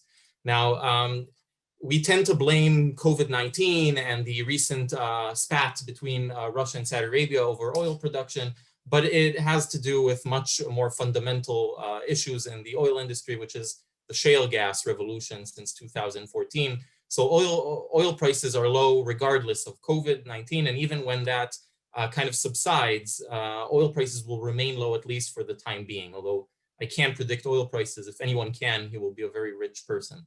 But it's expected to be low for a while. And because of this, and because we're seeing oil prices reach an all-time low in the US and Texas for a moment, it was even negative prices.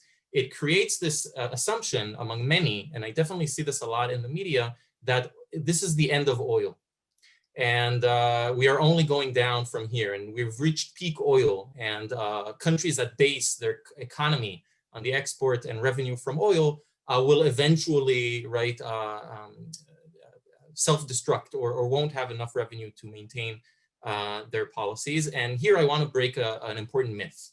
This is what the talk it will be. Oil is not going anywhere. Oil is still our main commodity and still will be our main commodity, at least for the foreseeable future. When we talk about solar, when we talk about wind and the renewable revolution and et cetera, we are mainly talking about replacing coal. And in some places, even replacing nuclear, like in Germany or in Japan, which nuclear is also CO2 negative. So, and maybe natural gas in the future, but it doesn't replace oil because oil is not used for electricity. So we don't have a solution to kind of stop our global addiction to oil. And this is important to understand because a lot of that oil comes from from the Gulf. And so you can say, okay, the main kind of point where we encounter oil in our day-to-day life is gasoline in our car.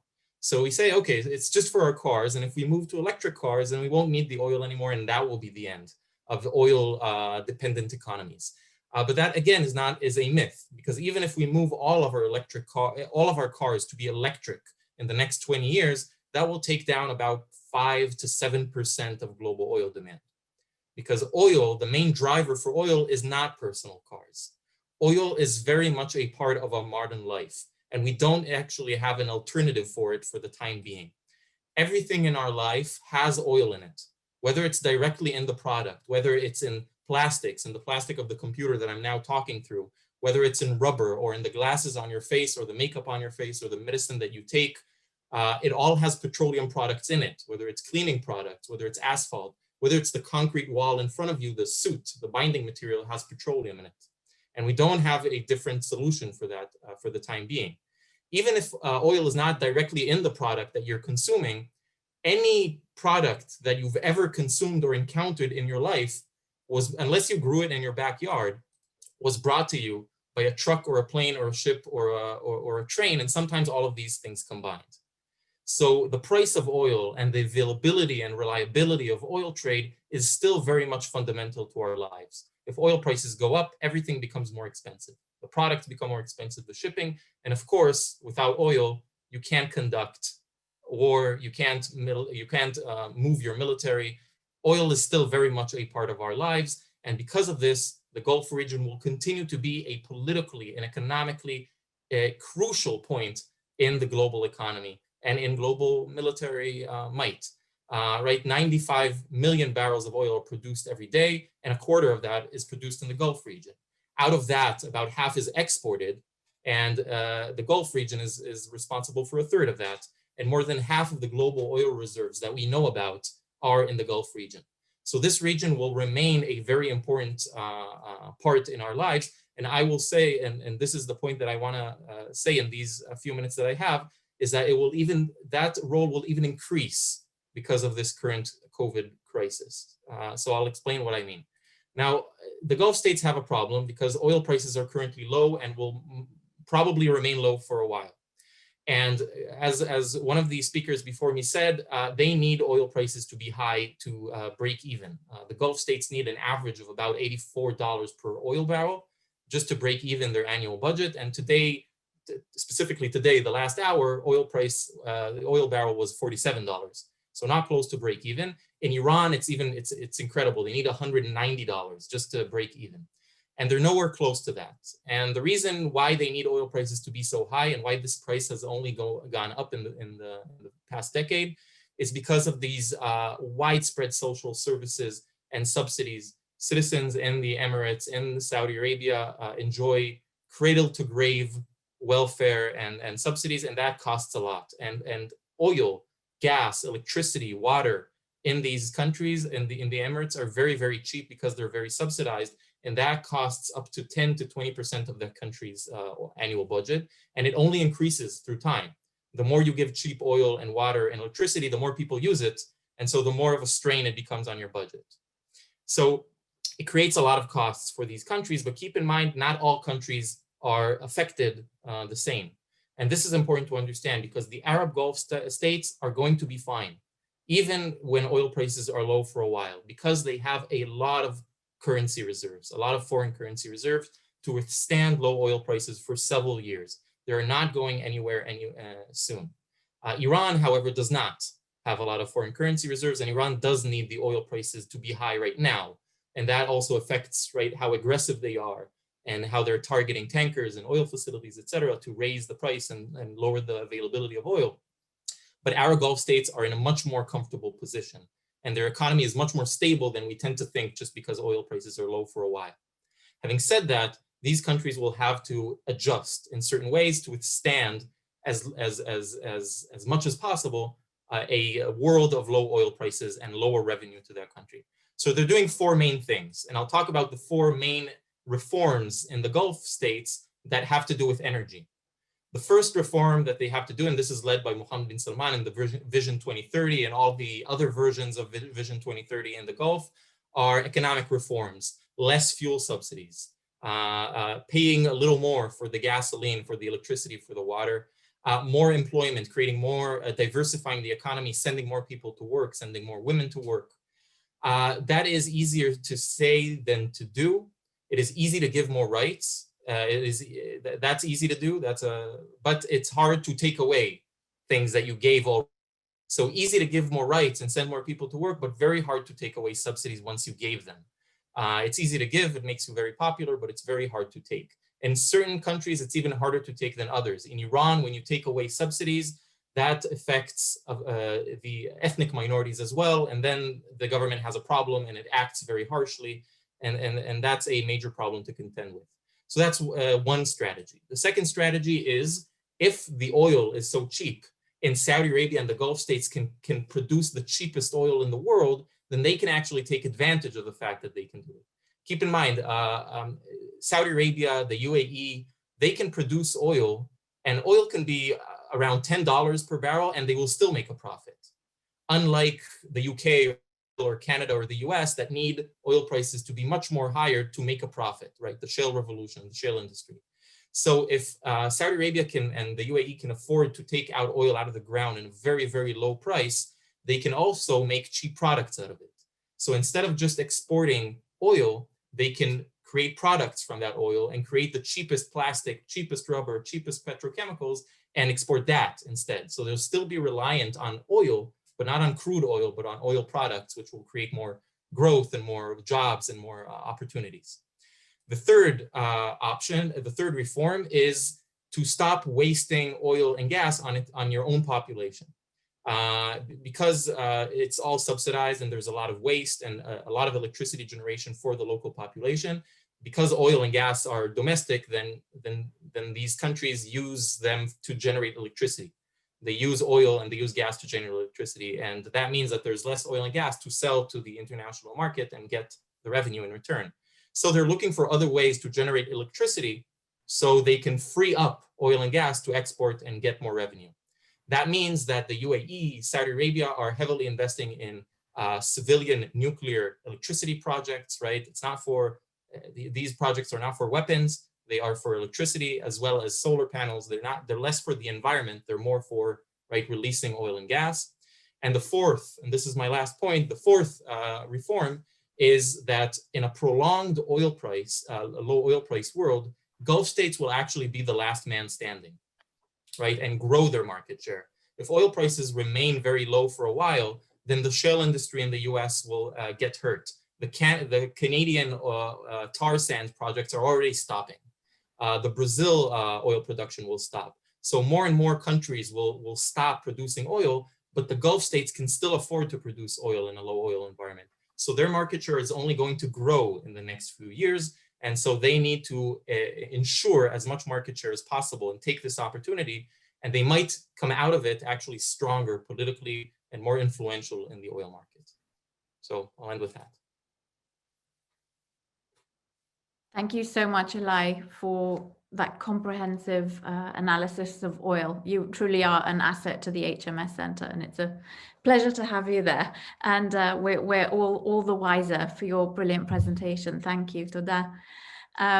We change gears again and we will be listening and learning more about securing the international shipping in the Strait of Hormuz and the Gulf of Oman. We're honored to be joined by Admiral Gary Roughead, who is the Robert and Marion Oster Distinguished Military Fellow at the Hoover Institution. Admiral Roughead became the 29th Chief of Naval Operations after holding 6 operational commands, and is one of only 2 officers in the Navy's history to have commanded both the Atlantic and Pacific fleets. Ashore, he served as the commandant at the US Naval Academy, during which time he led the strategic planning effort that underpinned the institution's first capital campaign. He was also the Navy's Chief of Legislative Affairs, responsible for the Department of the Navy's interaction with Congress, and the Deputy Commander of the US Pacific Command during the massive relief effort following the 2004 tsunami in Southeast Asia and the Indian Ocean. As Chief of Naval Operations, Admiral Roughead successfully guided the Navy through a challenging period of transition in fiscal, security, and personnel matters. He stabilized and accelerated ship and aircraft procurement plans, accelerated the Navy's capability and capacity in ballistic missile defense, and unmanned air and underwater systems. He directed the service's investigation of climate change and alternative energy. He re-established the 4th and 10th fleets to better focus on the Western Hemisphere and cyber operations, respectively. Admiral Roughead is the recipient of numerous awards from the Navy and from numerous foreign governments. Admiral, it's an honor and a pleasure to have you here, and the floor is yours. Well, thank you very much, and it's wonderful to be back with the center again, and my hat's off to HMS and to the Ezri Center for bringing this together and for the presentations that we've had this morning. It's really been enlightening. My interest in the Gulf and this region predates my military career, having spent my formative years living in Iran, and my father spent over a half a century in the oil industry in the Middle East. So this is something that's of great interest to me. But when I was asked to talk about international shipping, whenever I'm asked to do that, I like to go back and look at history. And we've had in the United States, and the United States Navy in particular, a history of protecting the sea lanes in the Gulf. In fact, 33 years ago, we probably peaked, and what was the most costly naval campaign since World War II, which was known as the Tanker Wars. And if we go back and look at that, we had 2 frigates that were taken out of commission. One would have sunk had the first missile that struck it not malfunctioned. A cruiser was disabled, as was an amphibious assault ship. So we know the region quite well. We know the challenges and we know the cost associated with that.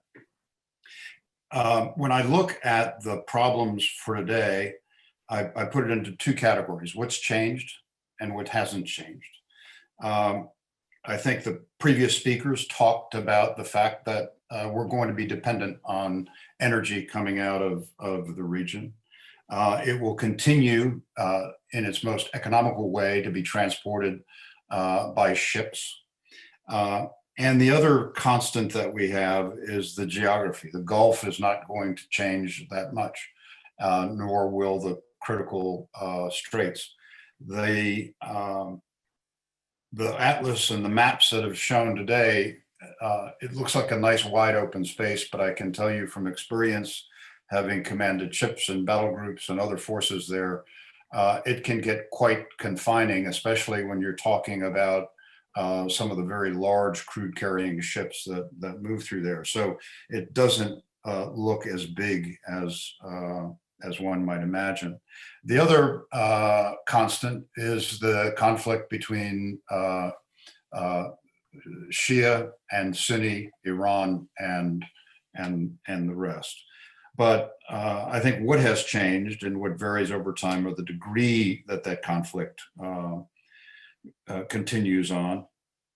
The other thing that's changed is the United States kind of backing off on its dependence on Middle East oil. And Eli talked about some of the pricing factors, but I think there's a perception in the United States that energy from the Middle East is not that important to us. I would also say that the American people, after 2 decades of conflict in the Middle East, a lot of questions about our continued presence and commitment there. One of the other things that has changed is how Iran has realigned its military. During the time of the Tanker War, the Iranian Navy was in the Gulf. That's no longer the case. The Iranian Navy now operates mainly outside the Gulf, in the Gulf of Oman, and it's the Revolutionary Guard that is in in the Gulf. Their tactics have changed, their capabilities have changed. Iran has added submarines to their inventory, and as Shaul knows, submarines can be very disquieting to navies and mariners. Even if you only think one is there, it changes the entire calculus.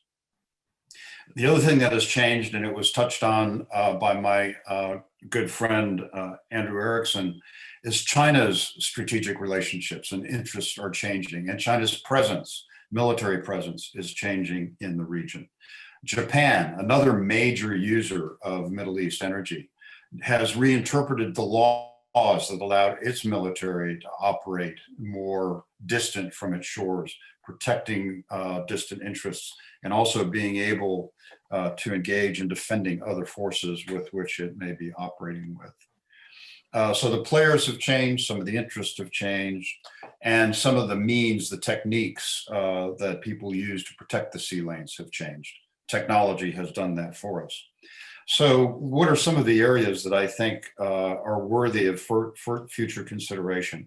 One of the most important things for all of the countries in the region and countries that operate in that region is what we refer to as domain awareness. How do we know what's going on? Who's doing what to whom? What are the forces at play?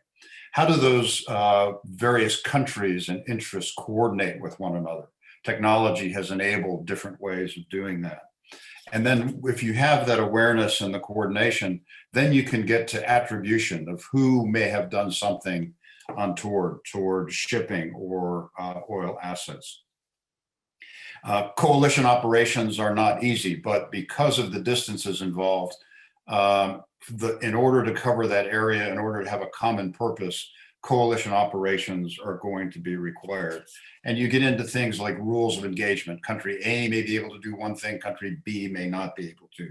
So how do you work those things out? Some of the technical solutions that I think need to be explored and can benefit in how countries do that. I talked about domain awareness.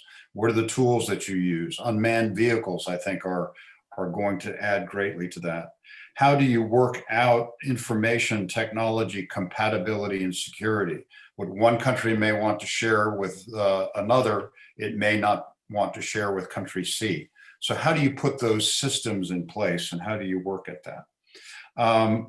In going after some of the small perpetrators of malicious acts, maybe you have different weapons like directed energy that can not necessarily kill, but deter. Or if you really want to turn up the heat, you can do that as well. Unmanned boats that can accompany some of the larger ships out in and out of the area and can signal back and pass information back to decision makers, I think will be important. For the countries in the region, what access do they give the participating countries that are involved in protecting the sea lanes? You have to be able to replenish, you have to be able to go in from time to time. So logistics assets is going to be big. And then I think as we move into another administration in the United States, one of the areas on how some of this information will be made available to certain countries in the region, I think will be more heavily influenced by human rights and the willingness to share particularly lethal technologies is an area that will require some additional thought and discussions. So in the interest of time, I just wanted to put some of those thoughts out there, largely focused at Shaul and his team, because I think these are areas where the center, whether it's the Ezri Center or HMS, can do some further work, some further collaborative efforts, similar to what we had today, where we brought in many countries to talk about the challenges that this important region holds. Thank you. Thank you so much, Admiral, for, as always, bringing the very real and very practical perspective, and for always leaving us with extra homework and points to consider long before anyone else has considered it. So thank you. And as always, thank you for your analysis that comes with such deeply rooted and hard-earned experience. So really, we really do appreciate it.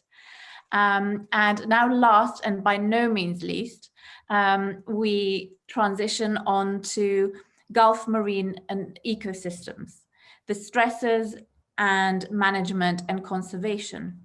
We're very, very happy to be able to welcome Professor Dr. Bella Galil, who's a curator in the Steinhardt Museum of Natural History at Tel Aviv University. Professor Galil was previously a senior scientist with the National Institute of Oceanography at Haifa, where she specialized in benthic surveys and monitoring. Her research interests comprise of anthropogenic changes of macrobenthos in coastal and deep waters, and the dynamics and conservation of marine biodiversity, decapod crustacean taxonomy, and marine bioinvasions. Professor Galil, the floor is yours. Thank you. Thank you very much. Every policy and governance action carries implication for the environment. So I thank Professor Horev for inviting me to discuss the marine ecosystem of the Gulf. Bordered by 8 rapidly developing countries with substantially increasing populations, in recent years, the Arabian Gulf has seen accelerating loss and degradation of its marine ecosystem as a result of cumulative impacts from the hydrocarbon industry, we just discussed it, coastal development, overfishing, mariculture, pollution, shipping, again discussed recently, and other population-driven stressors. The Arabian Gulf is now considered one of the most degraded marine ecoregions worldwide. Those stressors are exacerbated by the naturally extreme conditions in the Gulf, the extreme temperature, the extreme salinity, and the very low flushing rate in the Gulf. But the stressors specifically injurious to the Gulf environment are 3. There are the rising salinity, the rising temperature, and the rising sea level. With few freshwater resources and very low rainfall, Gulf state among them are the most water scarce countries worldwide. And desalination is virtually the only means of reliable water supply. Indeed, the Gulf has the largest concentration of the largest desalination plants, and with a total desalination capacity of over 25 million cubic meters per day. Now, of the 2 main desalination processes available today, the thermal and the membrane, most plants in the Gulf operate the multi-stage flash desalination, favored because of its ability to treat seawater with high salinity, high turbidity, high temperature found in the Gulf, and for its very low minimal pre-treatment for the frequent red tides that occur in the Gulf. However, this method is highly energy intensive and create an enormous environmental burden. Brine, which is the highly saline reject of desalination, mixed with chemicals used in the desalination process, is co-discharged in most cases with hot water from power plants, because many of the desalination plants in the Gulf are coupled with power plants. So these rejects are increasing both salinity and temperature in the Gulf, which are already naturally high. The amount of brine discharged into the Gulf is, of course, enormous and already threatens the marine ecosystem. A study of phytoplankton, which is the basic part of the food web, shows that there is a drastic decrease in the number of species in the phytoplankton and the biomass. And the decrease, of course, is highest near shore where the water reject is disposed, but already affects the offshore water. And so stress on marine life due to incremental salinity rise already we know impairs the biodiversity in the Gulf. The salt buildup raises concern over water supply sustainability as well, as energy demands and hence costs increase as seawater salinity increases. So eventually the water will be so saline that the desalination will be unfeasible with the current technologies. The Gulf, as I said, already experiences extremely high summer sea temperature, 35 degrees Celsius every summer. And since the 1980s, the rate of increase is double the global average of increasing temperature. And the warming rates are higher in confined areas like the Bay of Kuwait. So the Gulf enclosed and shallow geography, together with its unique environmental setting, make it highly vulnerable to even marginal increases in temperature, as most resident marine biota in the Gulf are already living at the physiological very margins of survival. The Gulf's coral reefs having been particularly heavily impacted, with the results that every reef-dependent species in the Gulf is vulnerable to extinction in the coming decades of a result of habitat loss and fragmentation. High and higher summer temperature have been increasingly manifested in the widespread fish kills, algal blooms, and coral bleaching, as we have witnessed in this past summer. One of the ramifications of warming is sea level rise.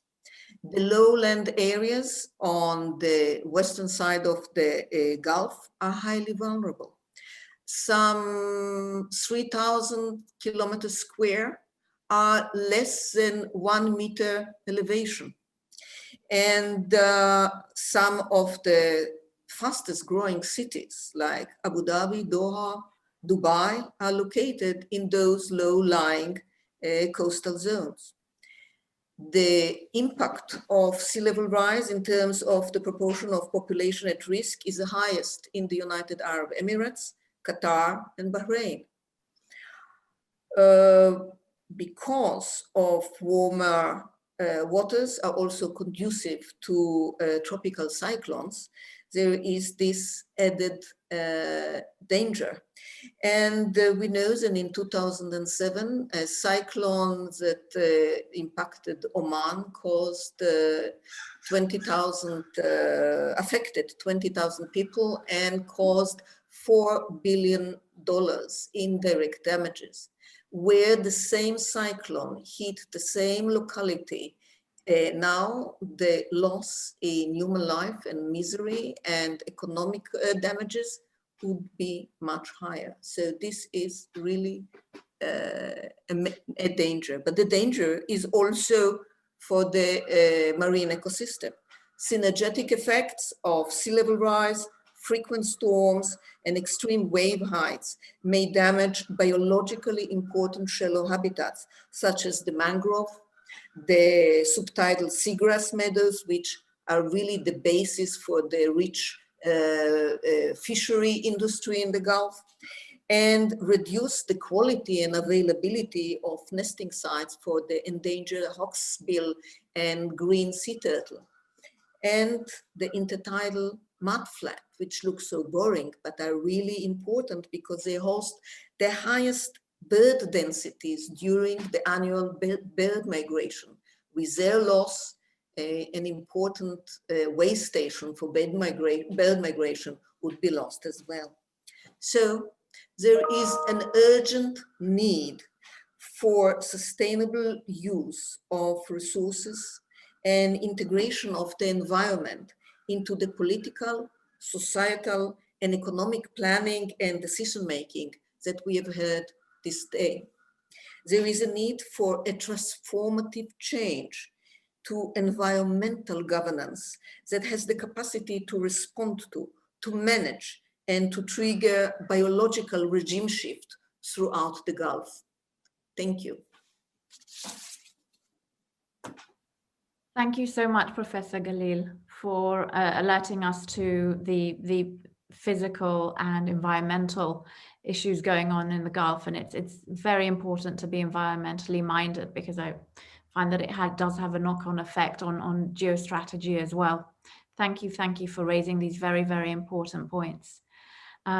We are now on to our discussion section, and we have a couple of questions that I will group, and perhaps if our panel will raise their hand, and whoever wants to jump in and offer an answer or any thoughts, I think it would probably be easiest to do it that way. And so we've got two main questions, and then one of my own questions as chair.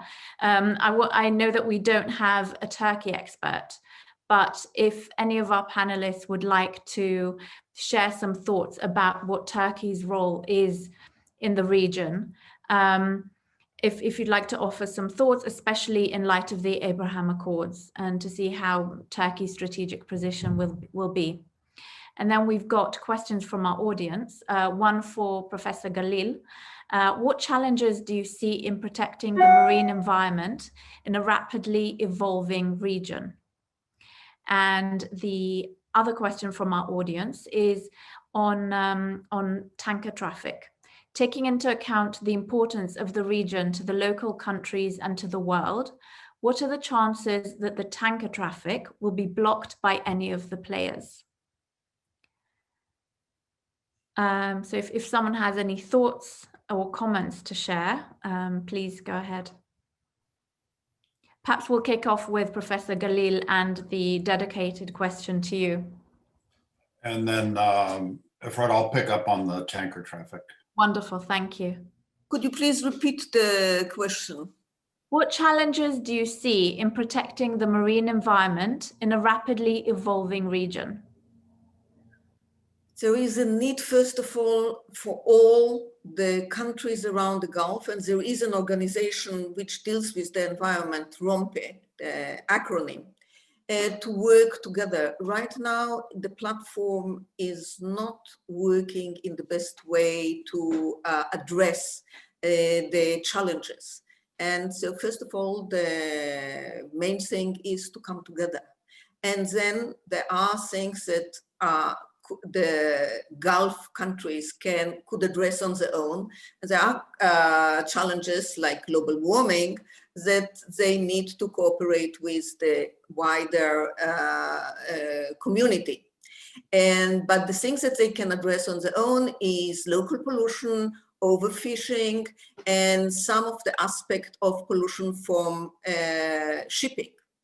And certainly more environmentally and safety concerning coastal building, which and coastal infrastructure, that is now seemingly running wild, and should look into the future, and because those changes not only hurt the environment, which of course they do, but also endanger once conditions like cyclones and extreme events are becoming more frequent. So those need thinking about, and mostly engineering solutions.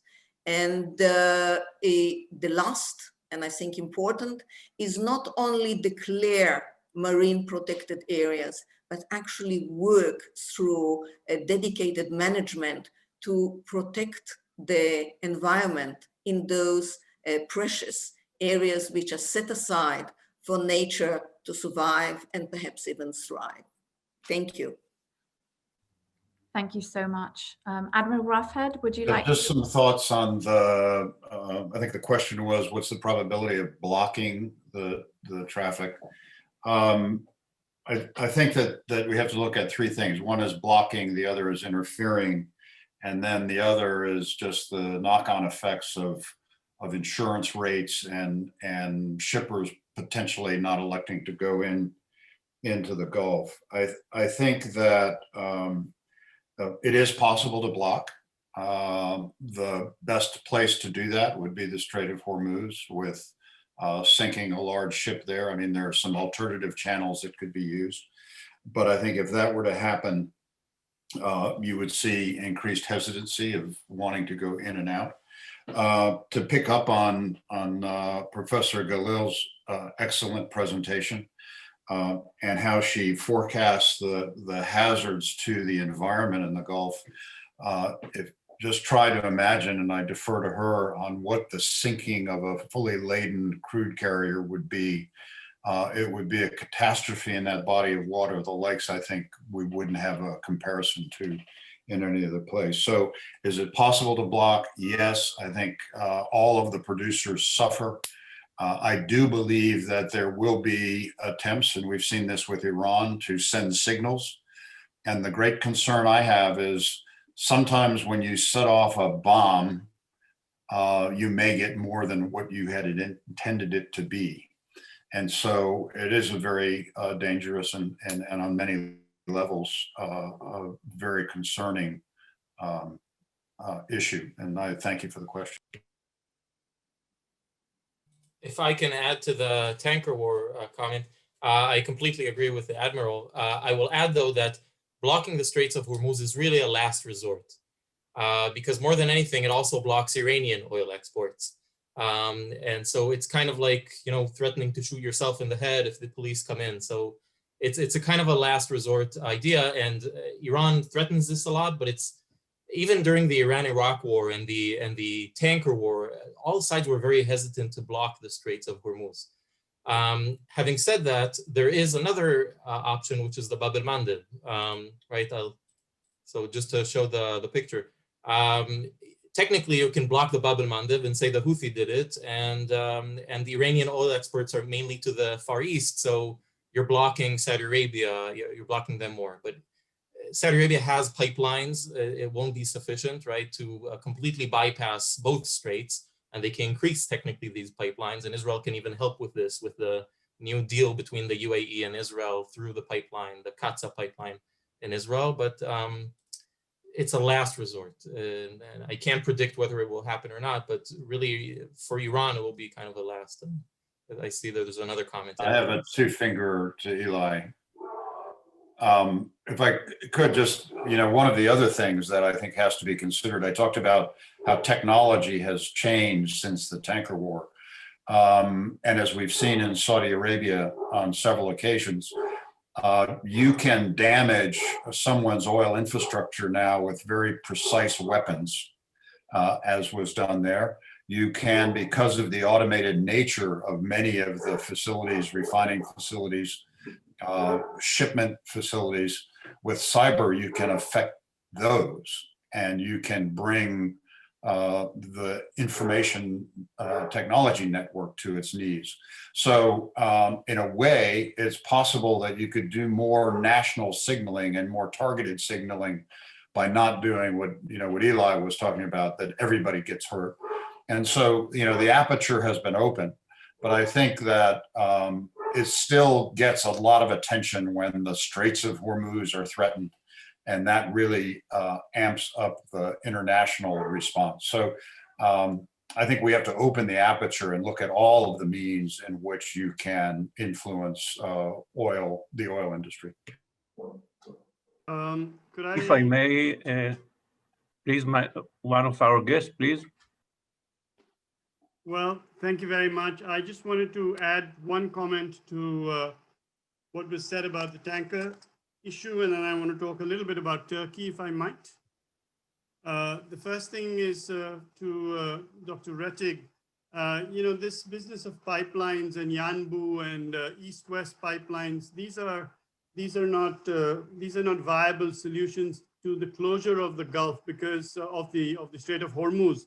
Simply because the volume of oil that is required is already pretty much at peak in Yanbu and these areas. and there's no way of providing for extra oil in that area. Pipelines, in any case, as has already been discussed, are a very poor substitute for movement at sea. Bab el-Mandeb is certainly a big issue. I've already, in my presentation, tried to dwell upon that. Coming to Turkey, I think that this is a really important question for everybody, because Turkey is developing along not only its traditional hinterland lines, but also more and more in the maritime space. So water shortages and water control in the hinterland areas. Turkey is the only country in the whole Middle East that doesn't depend on water supplies that originate outside of its borders. And yet climate change has left every other country dependent and more vulnerable to a deliberate supply disruption by Ankara. And Turkey is seeking to maximize this leverage with, just look at its 22 dams, 19 power plants along the Euphrates, and that gives it the capacity to cut Syria's water supply by 40%, I think, and Iraq's water supply by 80%. And so Syria and Iraq are both constrained in their ability to ignore or to alienate Turkey. Of course, this has some implications on Israel as well, but I leave that to my Israeli colleagues. I just wanted to emphasize the second aspect, and that is that you can see Turkey's ramping up of its naval capacities and its capabilities, both in terms of its intrinsic levels of capacity by way of deployable assets more and more in the Eastern Mediterranean, and of consequence to many countries is their external aspect of providing increasingly lethal drones and a variety of more traditional warships to a number of strongly radicalized or already radicalized countries in the northern Indian Ocean. So I think that Turkey's plays are likely to be deeply destabilizing and deeply worrying because of Turkey's continuing membership of Western alliances such as NATO. So I think that we have a really important player in the making, and the closer we keep an eye on Turkey, I think the better off we might be in the future. Thank you. We have two more questions. Oh, sorry, Doug, would you like to chime in as well? Please Just a quick comment about Turkey, building on the comments that were just very helpfully made. We've had a discussion here about sustainable economic development. And when we talk about Turkey, it might be useful to introduce the concept of sustainable strategy. The Turks are pursuing a strategy right now that is creating so many enemies for Turkey that it's important to question how sustainable these various elements of its strategy are. Turkey has been extremely aggressive in its maritime claims in the Mediterranean, and is antagonizing not simply its traditional enemies in Greece and the Republic of Cyprus, but basically by creating essentially a wall across the Mediterranean. It's blocking all of Europe from the possibility of pipelines coming from the Eastern Mediterranean. Its policies in the Caucasus are creating tensions with the Russians, the Iranians. Its antagonism of Israel is well known, and there are serious problems there, even though trade between Israel and Turkey has been healthy, despite the really bad political relations between the countries. And the Turks have been antagonizing many of the Gulf Arab countries by the embrace of the Muslim Brotherhood. So Turkey used to have a policy of, no enemies abroad, and now it basically has created by its various policies enemies in 360 degrees around Turkey. And given the fact that Turkey doesn't have enormous economic resources to deal with this, does not have enormous naval resources to back up its threatening activity in the Mediterranean, there's a really serious question as to whether Turkey can sustain this set of policies that is so antagonistic to the United States, NATO, and all of its neighbors. Thank you. Yeah. Does anyone else have anything? Mahmoud, would you like to add anything to that? Yeah, well, it's a bit generic, but I would like to add that there is a nexus between development. Mahmoud, we hear you not clear. Can you improve the loudspeaker? Yeah. The mic, okay. Your mic is some problem there. Yes. Yeah. Can you hear me now? Yes, better. Okay. Yeah. So there is a nexus between development and security, and the importance when it comes to the case of Turkey here is to what extent their policy is sustainable, and they reinforce each other. So, I mean, security has to reinforce development, and if your policy at the security level is not sustainable, definitely you will not have a sustainable development. And this is the theoretical framework that we have to look at in order to examine the Turkish case. Are their security policy sustainable? Does their new zero neutrality policy has been successful or not?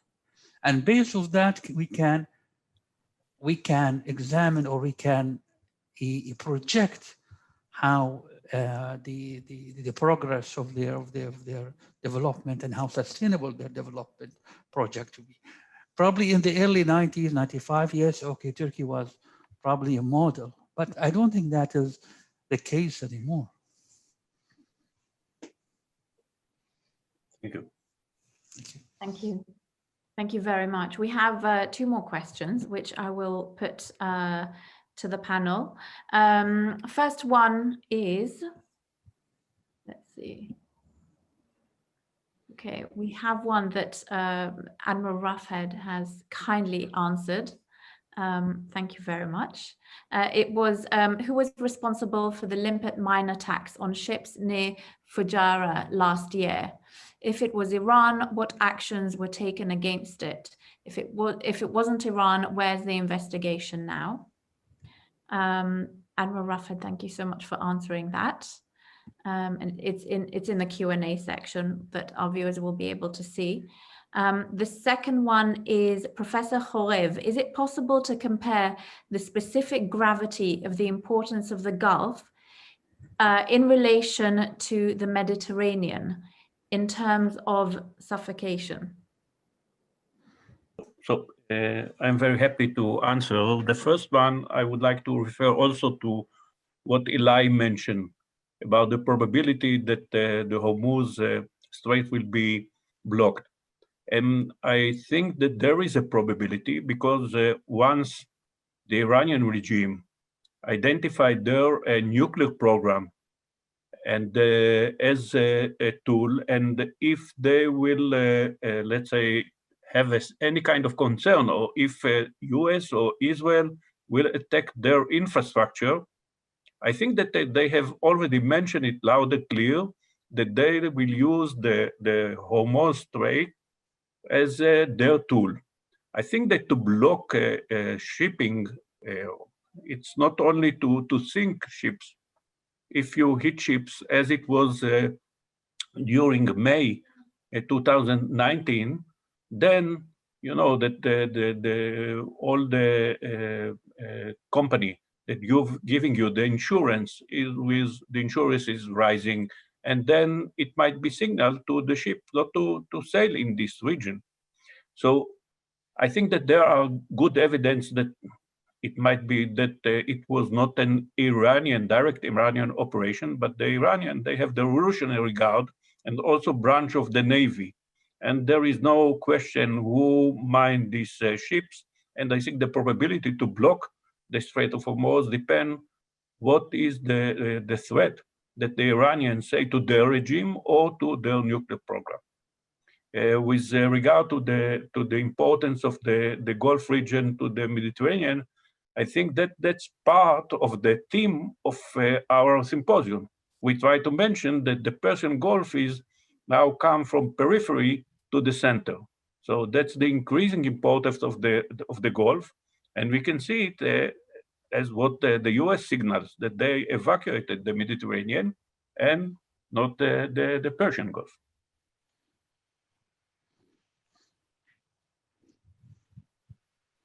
Does anyone else have anything to add? I think that it's a good time to wrap up, first of all, and I would like to be very brief because I think that it was a fascinating presentation, discussion, and we had that this symposium more than 200 people. We have the Facebook, which we have more than 150 people, and here we started with 90. And they are signaling to us that we have to complete the symposium because some of the people went out. Anyway, I think that there is no question that the Gulf region has long been amongst the most volatile areas in the world and a major arena for world affairs. So it's one conclusion that I think is quite clear. The question is now how the Biden administration will attach this challenge. I think that they have already expressed desire to salvage the 2015 nuclear deal, and let's see how they can do it. For us in Israel, I think that the September 2020 agreement between Israel and the United Arab Emirates is a remarkable diplomatic achievement. And the educational accord subsequently signed by the university from the UAE and Israel as an important component of this process. If we in the HMS would want to understand what is happening in this area, we should also look forward to collaborate with the respective center in the UAE or Bahrain to get a better insight to the region. And I would like to thank our guest from the region. For us, it's a good opportunity to start this relationship. Yes, We should be, thank you very much, thank you. And it was a very short notice, and we are very thankful for you to come and to participate. Thanks. In Israel, as well in the Gulf states, cooperation, which also have a security dimension, should be evaluated carefully. I think that when Admiral Rafed and Doug Fide mentioned to us what is their concern about the Chinese operation of a Haifa port, we were not aware about it because we didn't evaluate this issue strategically. And I'm giving an example, for example, the EPA, Europe-Asia Pipeline, has signed a memorandum of understanding for the transportation of oil from the Persian Gulf region to Israel, while supplying it various customers in the Mediterranean basin. Such agreement should also be evaluated with all its geostrategical aspects, because if there will be ships that transported it to Israel, we will have to face the problem of going through the Strait of Hormuz. We should consider also what does it mean to Egypt, which is in our coalition, but maybe it will hurt Egypt. Maybe they have also a pipe. So there are several points that I think that are coming out of this symposium, and I'm happy. And the main point is that we will have to seek a respective think tank or universities or academic institute in the Gulf region to cooperate it, to understand what are the strategic implications of this. I would like also to thank all the panelists for their interesting and thought-provoking. I hope that they will be elaborate and embedded in the articles you will provide us soon after the symposium. And special thanks to our moderator, Dr. Efrat Sofer, for the elegant moderation of this event. It was not easy. I know that the 10 minutes is constraints that anyone can't stay within it, and she did it very elegantly. And when I saw that she has some complaint, I used the whip and stop, and I apologize for it. And finally, to HMH's devoted and charming staff, Dr. Ran Segal, the scientific coordinator of Ezri Center, and to Ms. Zahavit, Salman, Meir, and to Shachar, who did all the work behind this, and I think that they really deserve an applaud as you are doing it. So have a good night. I'm very happy to have you here, and it's a first step for us to approach this region, which importance is increasing very much. Thank you all very much.